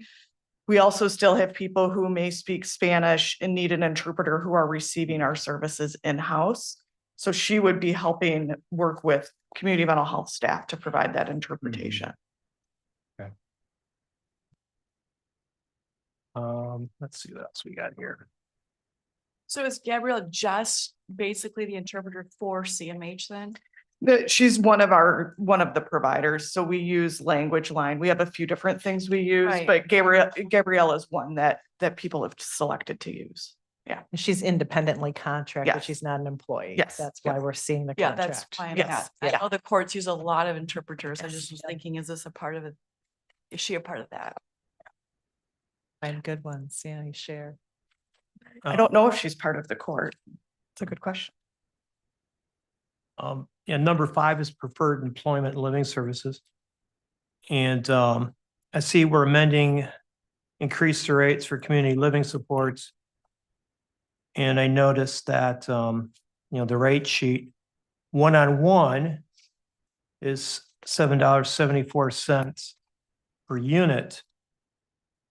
And reading the self-deed technical manual, it says service costs must not be less than the contracted provider rate for the same service for the same level of need for that individual. I'm wondering if that's if we're going to approve this, will that translate to an increase in the unit rate for those doing self-deed for their CLS workers?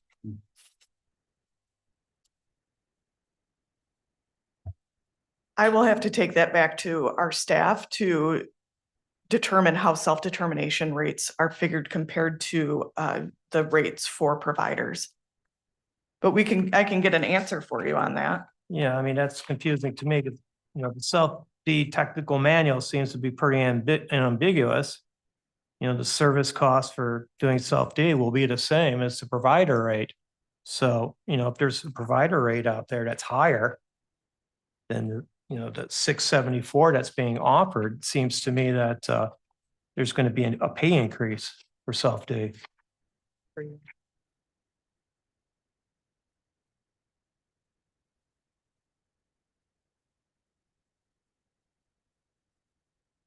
Stephen, do you have additional questions? Yes, I'm just scanning through this. Of course, I have additional questions.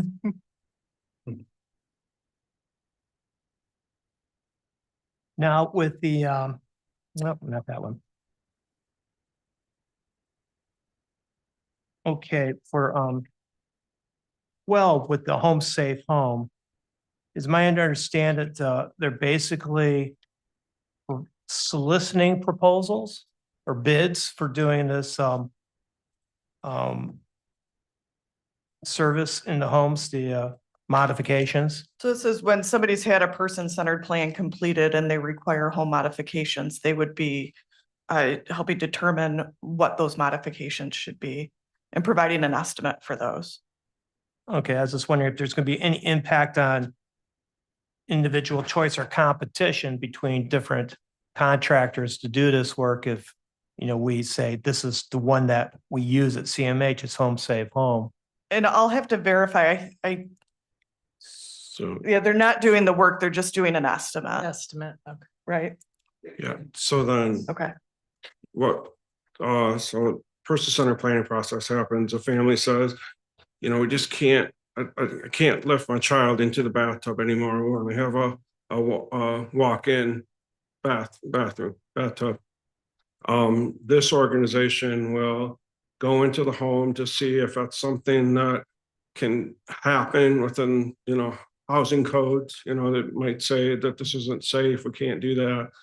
And then if I determine that, yes, that is something that can happen, they'll work with our team to help get three quotes and then work with the family to decide which one that they use. Typically we'll use the cheapest one, but there's always, I did this a lot when I was at Kent. If there's situations where, you know, there's concerns about the contractor or the time frame might not be quick enough or that type of thing. So they help with determining which contractor we're going to use to do the modification. So does the consumer then have the opportunity to get like a second opinion? Maybe they don't like the assessment they're given by Home Safe Home. They'd like to try somebody else. So what would be an example? So like, let's say, I don't know, an example. So if they say, well, I'm sorry, we can't do the walk-in shower because of code. I've never had a situation where someone's asked for a second opinion, but they would usually have the legal, you know, the housing rule type thing. So I don't know if I'm answering your question about the second opinion. I just want to know if they got an option of a second opinion. You may not have encountered it, but at least that option is there. May not like the assessment given for whatever various reasons they are. They like to find out what somebody else's opinion is. So I misspoke a little bit and might have made it sound different than what it was. There's an assessment that's done by an occupational therapist to determine what modifications might need to be done. So that's where somebody would have the right to say, I disagree with this assessment and have a second opinion on that. Okay. For the building code, if it doesn't meet code, you know, we need to follow code. So, or the builder would need to follow code. So I think that's probably a different level of appeal that might not necessarily be related to community mental health, that's related to building code.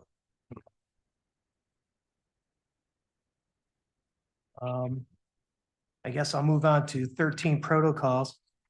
And I'm wondering why, you know, it's based out of Portland, Oregon. And I was wondering if, you know, we've looked, it's possible to get a online on-call crisis intervention service that's even in Michigan. I mean, doesn't that perhaps raise an issue of whether somebody on the other side of the country really has an understanding of our community and, you know, what crisis intervention services might be more appropriate out here, then perhaps, their understanding be on the other side of the country. This is a So triage service. the organization is based out of Portland, Oregon, but I have a staff person where I used to work at before that is a protocol crisis intervention person, and they live in Grand Rapids. So it's a telephonic, type thing. So just to clarify that. The purpose of the helpline is we encourage folks if they're feeling, well, like when I was at the clubhouse, or if somebody that's feeling really emotionally dysregulated, rather than calling 911 to call the helpline can do some brief intervention type thing. And then they will oftentimes concurrently or right after the phone call or put somebody on hold and then contact our crisis center and say, hey, this person's really kind of struggling. Can you get somebody to come out and do an assessment, or we're recommending hospitalization at this point, or that type of stuff. So they're really kind of the first level to helping folks get through the situation that they're in, to kind of free up time for our crisis staff, particularly on evenings and weekends. Basically a screening. Yeah, and they're used through our after hours service. So they're also answering our access center phone calls. So if somebody's maybe not in a mental health crisis needing to talk, but somebody's calling to request services 24/7, that line also rolls over to protocol when our staff aren't available, so that they can answer and help do that triage to get people connected to the service that they need. And I guess my last question is about 14 Streamline Verify. And I wonder why we contract this out as far as finding out individual providers are excluded from federal and state programs. Like if you want to find out about if someone's excluded from federal, you can go to the HHS site and look up, as far as I know, you look up an individual or provider, and the same with the LARA sites. So that's why I wonder why it's not just inside on site, but we don't just do this. Yeah, this is a really great example. So when we started doing this, when I was at the LRE, we did our staff and myself, and there's a William E. Phelps with the same, not the same birth date, but the same birth year down in Louisiana that did some bad stuff. So my staff person actually came up that I was on the exclusion list, but we had to look into it more, and it was actually a different person with a different birth date, but we had the same name. So we're always running this thing because you never know, like some staff person might be working for Ottawa CMH and then also subcontracting with a different agency or have a private practice, and then they've been busted for Medicaid fraud, and we might not necessarily know that. So we run this every month to make sure that all of our folks are on the up and up. It's the service. Do you know if the health department uses the same service? I don't know if Maybe the health providers. department does. so. Yeah, this Shared automates it for our staff, so it Yeah. makes us more efficient. So it's automatically done every month, and so that our compliance manager then is able to address issues if they arise. And this is a renewal of an existing contract. that we've Process that been you have in using. place.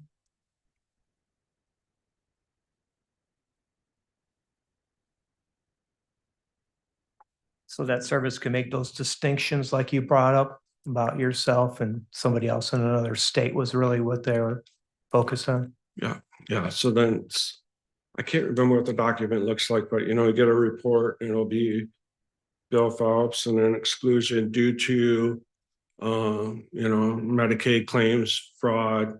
But then, we can also look into the person's address and their birth date, and that's how we distinguish.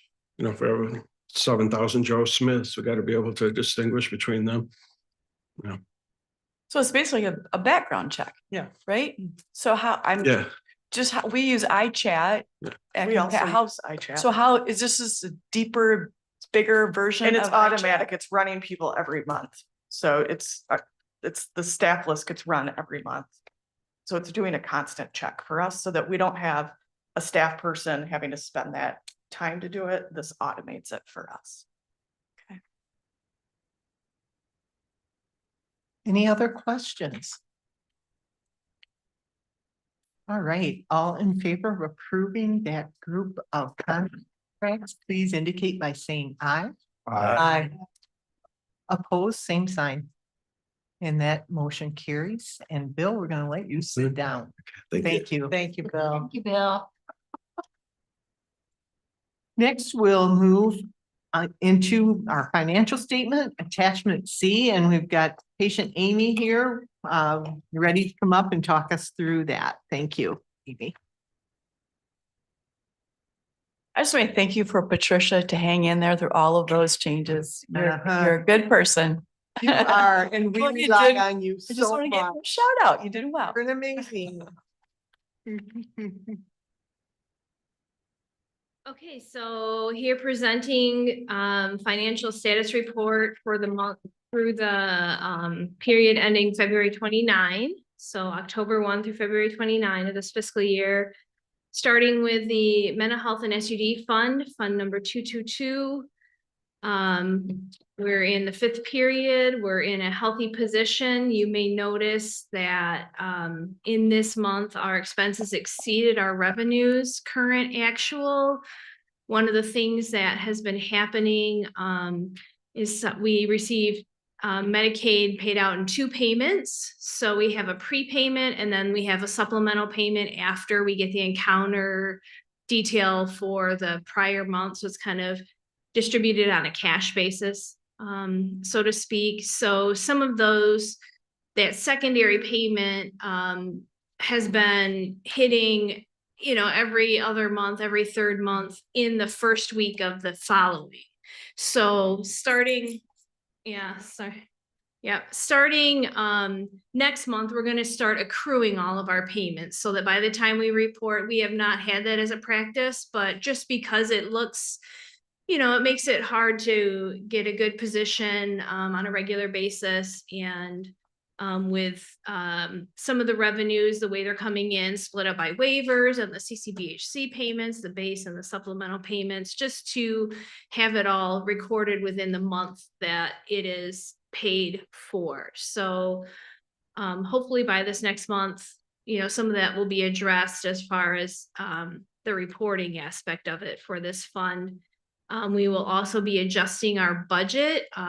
April 1st is the date when the state renews their rates. And there's a new rate established for Medicaid. So we usually do a rate adjustment. It's after the period where we've closed out our prior fiscal year. We have some of that information sharing within the region about rate setting, and we'll have a rate adjustment April 1st that will go into our internal services costing, and then we'll adjust our budgets based around that. So some of this detail will adjust, and you'll see, you know, hopefully that our year-to-date actuals to budget will be a little tighter, and we'll be fixing the expense to revenue numbers. So if anybody has any questions about the mental health fund. Under grants, are there a lot of grants? I'd be curious to see the names of the grants on the report. So in preparation for these meetings, you know, I can do my own independent research to find more about what the grants are. Sure. We can provide a summary of the grants separate in the future. Yeah, definitely. And what happens is, you know, we'll have grants that are their own account, and then some that are components of an account. Wow. This is almost better to be closer. I wear hearing aids. I was gonna say that's. Oh, Oh, yeah. I think Bill does. Take them out. Thank you. Yeah, we can get grants reported. I was just saying. To the metal plate?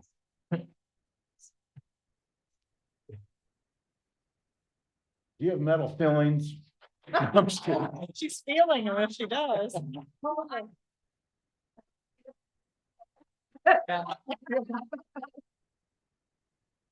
Being shout outs. It's hard for the recording, but we could hear you. We could hear her. Yeah, Amy, we can hear you without it. I know it's challenging for the recording, but.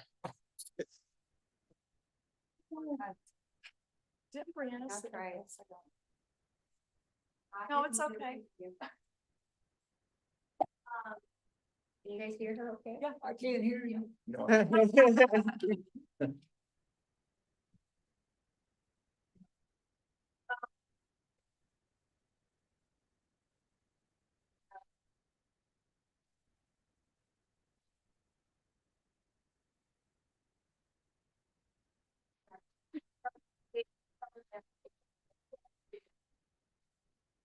Thanks.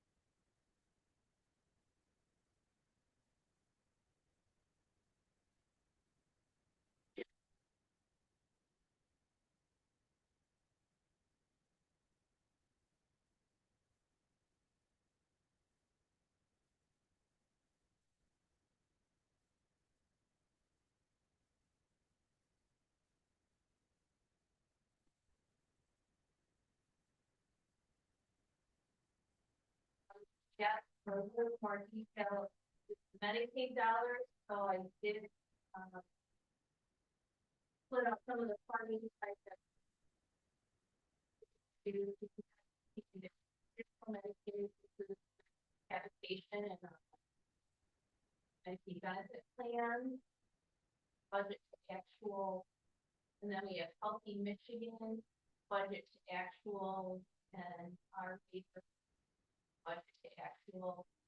And again, some of those variances are based on like revenues are received, where we're.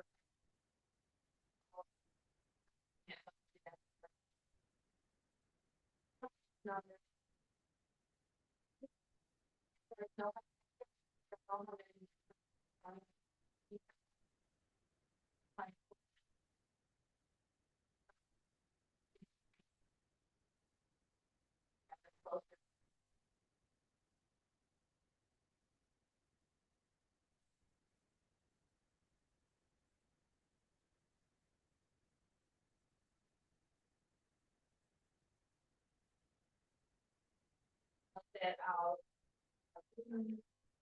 Are freedom.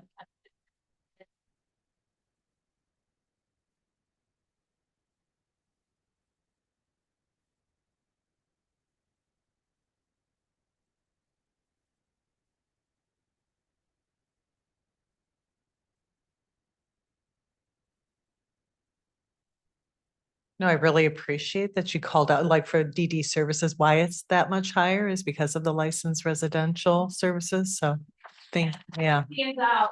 it does, exactly. Yeah, and then if you look at that last bar graph, you can see the amount and it is like. Big. And even though the building the field of the goal, a lot of those things. Yeah, that really makes it evident too, just how much of the service is contracted versus directly provided. Yep. Thank you for those reports. Are there any other questions for Amy before we put a motion on the table? Thank you very much. Is there a motion to approve the fiscal year 2024 February financial statements as presented? So moved. Support. Moved and supported. Any further discussion? All in favor, please say aye. Aye. And opposed, same sign. That motion carries. Now we're moving into looking again at the recipient rights operating budget, which was approved by the Recipient Rights Advisory Committee and now needs to come to the board as a final step. So moved. Support. It's been moved and supported. Any further discussion? All in favor, say aye. Aye. Opposed, same sign. Thank you. That motion carries as well. And now the Executive Director, Deputy Director report from Anna. Thank you. Thank you. So I'm going to give you just a brief Deputy Director report today. So from the Michigan Department of Health and Human Services, one of the things that we are gearing up for is electronic visit verification. The state has been talking about this for quite a while. So that's EVV. The EVV implementation in Michigan is starting in 3 phases. Behavioral health is the last phase of that. So we'll be phase 3 with an anticipated go live date of September 1st.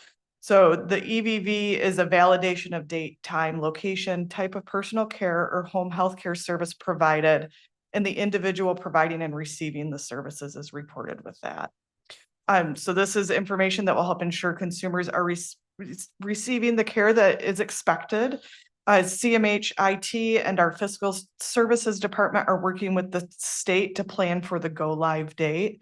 There will be more training to come. The state has not put out any training yet. So if you are curious where that training's at, it is going to happen at some point. And when we learn of training for providers, we will make sure that that gets shared out.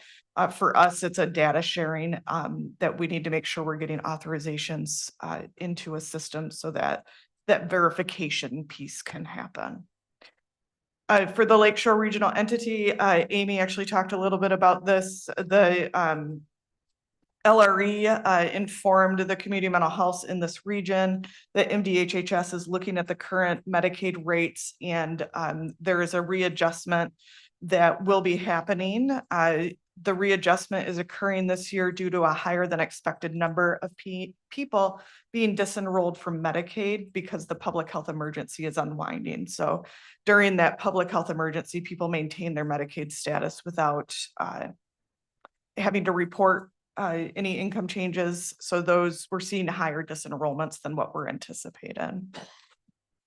For community mental health, one really awesome thing that just happened came out of the Partners Advancing Self-Determination work group. So a group presented at the National Self-Direction Conference in Baltimore on March 14th. The presenters included 3 parents of adults with intellectual and developmental disabilities who receive services from community mental health. Along with the self-determination and respite coordinator, the ARC of Michigan, and the Developmental Disabilities Institute. They presented the process that the work group went through, and then they shared, which this was sitting out for you guys, the self-determination, yes, you can do that handbook that was created out of that work group. So we're really proud of the work that they did, really excited that this is the product of it, and we can't thank those parents enough for participating and sharing their input into that. The other thing that we are working on is we're working with county administration to bring 1 new position request to the county finance committee. So this new position request will be for a CMH IT business analyst. The person or the position will be responsible for supporting our complex electronic medical record system, which, as you all know, is the backbone of our business structure. It includes clinical documentation, insurance claims processing, encounter reporting, financial reporting, and external data reporting. This position will also have supervisory duties. We have continued to see an increase in the number of persons that we're serving at community mental health and the requirements, the reporting requirements for clinical outcomes and finances, which we rely heavily on our electronic medical record for. So this person will help boost that team up so they are better able to meet the needs of community mental health. So we anticipate that this work will continue to grow into the future. So we're trying to grow to meet those needs. And then the last that I had for community mental health was just an update on the millage steering committee. So I know I sent the board the charter and updated the membership, but I just wanted to acknowledge that here as well. This committee is a dedicated group of individuals who are meeting bi-weekly to review millage funding programs, vet new programs, and make recommendations to this board. And the committee consists of several people that are CMH staff, community stakeholders, and CMH board members.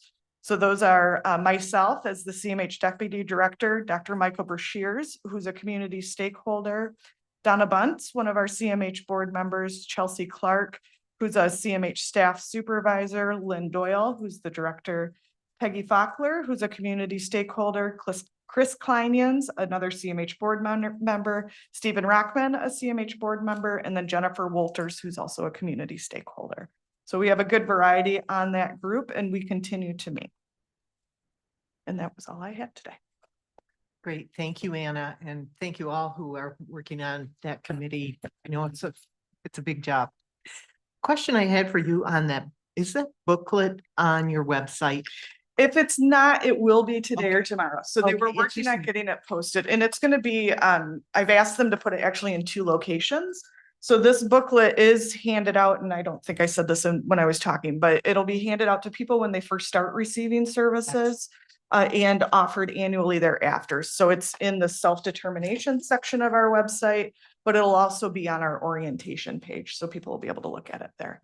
I have a question for you. Yeah. About the electronic visit verification, is that going to apply to self-DCLS workers? I believe it is, but I'm still awaiting more information from MDHHS on how we'll get that training rolled out to those folks. So I don't know if it's going to be, they have a web platform that can be used, but they also have a call-in option for that. So as we learn more, I'll make sure we share it with our provider network. Any other questions for Anna? Thank you. Then we'll move to item 10, general information, comments and meetings attended. I have the appointment of a nominating committee to make you aware of. Donna and Chris have agreed to be on the officers nominating committee for the next year. And Donna, I'm just going to ask if you would be willing to chair that group, meaning would you report back to the board in April? Yeah, sure. Okay. So I'll All do that. right. Okay. Is there a formal word I should say? Is there like a formal word I need to say there? Just yes. Put your right hand up. Yes, I will do that. And I think you will be in contact with the board members regarding as far as who is going to be placed on the slate. Yes, Right? I will do that. You yes. and Chris will. All right. Thank you for your willingness to do that. And anything else from? Bonnie, I have a question. Sitting through today and thinking of the programs that are financed through CMH. And I was thinking about the social recreation programs. If there are altercations or confrontations, are those reported back to CMH? That are the things that are occurring within the programs Right. I mean, contract. if there was a fight, is that reported back? If there Be an is, incident, I think it would be considered an incident. Yeah, it would if be it considered an incident. if Oh, it okay. involved CMH recipient. Yes. Okay, I just was not sure because I mean, they're spread out and how much of the blanket is are they covered by? And what are their responsibilities since they're receiving funding to come back to here? Okay, Is there a common understanding or training of like when you file an incident report and when you don't? Yeah, yes, we do that. Yep. And we do provider network council meetings, so we do talk about that at those as well. well, I was just wondering because, you know, a lot of our other things that need to be reported under incident report, do these fall under the same guidelines? Yeah, if it's affecting a community mental health consumer. Okay. yes. Good question. Any other? All right, then we'll receive public comment for our last opportunity. Is there anyone in the room? Oh, Anna. Rosalie Austin, City of Holland, again. I'm glad there is communication and we're working on the transparency of, hopefully, but I disagree that consumer guardians are informed of choices in residential. You pretty much are told, this is your choice, take it or leave it.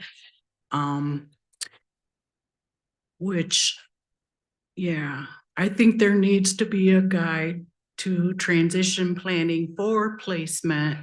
And when you're in placement, what are these assessments? Like you need the doctor's physical list of the medications, what medications are controlled substance, who's going to prescribe them, when that this is big, no changes to medications without guardian consent.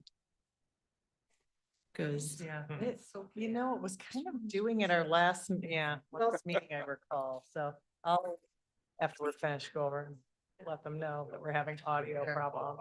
we can Oh, hear my you. ear, like, And then what's happening before placement?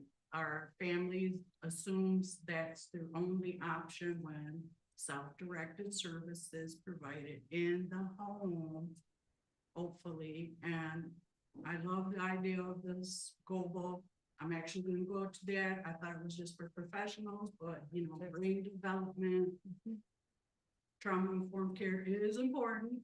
Then offer the lifespan, then to start younger and working more with the schools. There's been big progress on a transition coordinator to schools to plan IEPs better, CMHs out there once a month, but I just hope accurate information and that people know their rights, research their rights, that it probably takes an appeal of the denial to services, and it should not be as difficult as it is.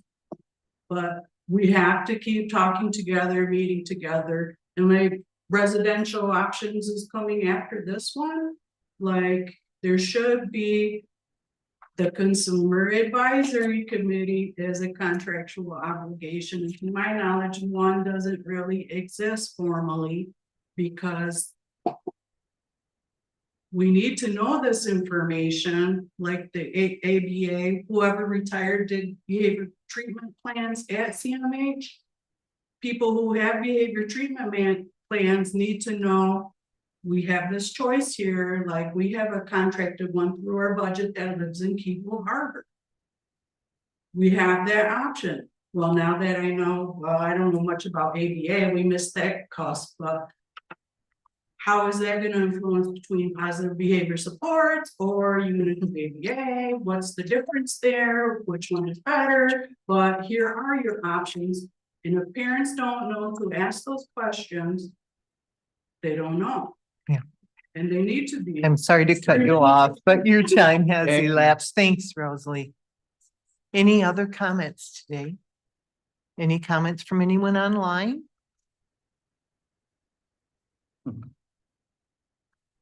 All right. Is there a motion to adjourn?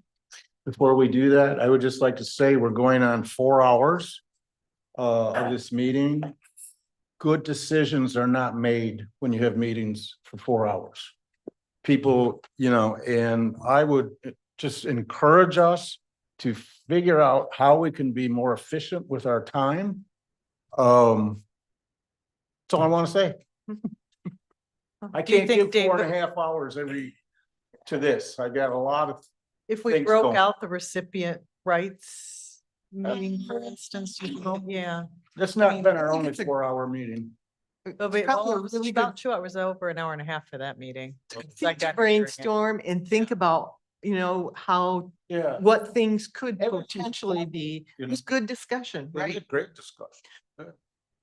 But I think it's a good thing to look at as you move forward. Building efficiency. Yes, so with that is our motion to adjourn. So moved. Moved and supported. All in favor, say aye. Aye. Aye, and opposed, same sign. Will we still have the room that we had reserved here for the training? Okay,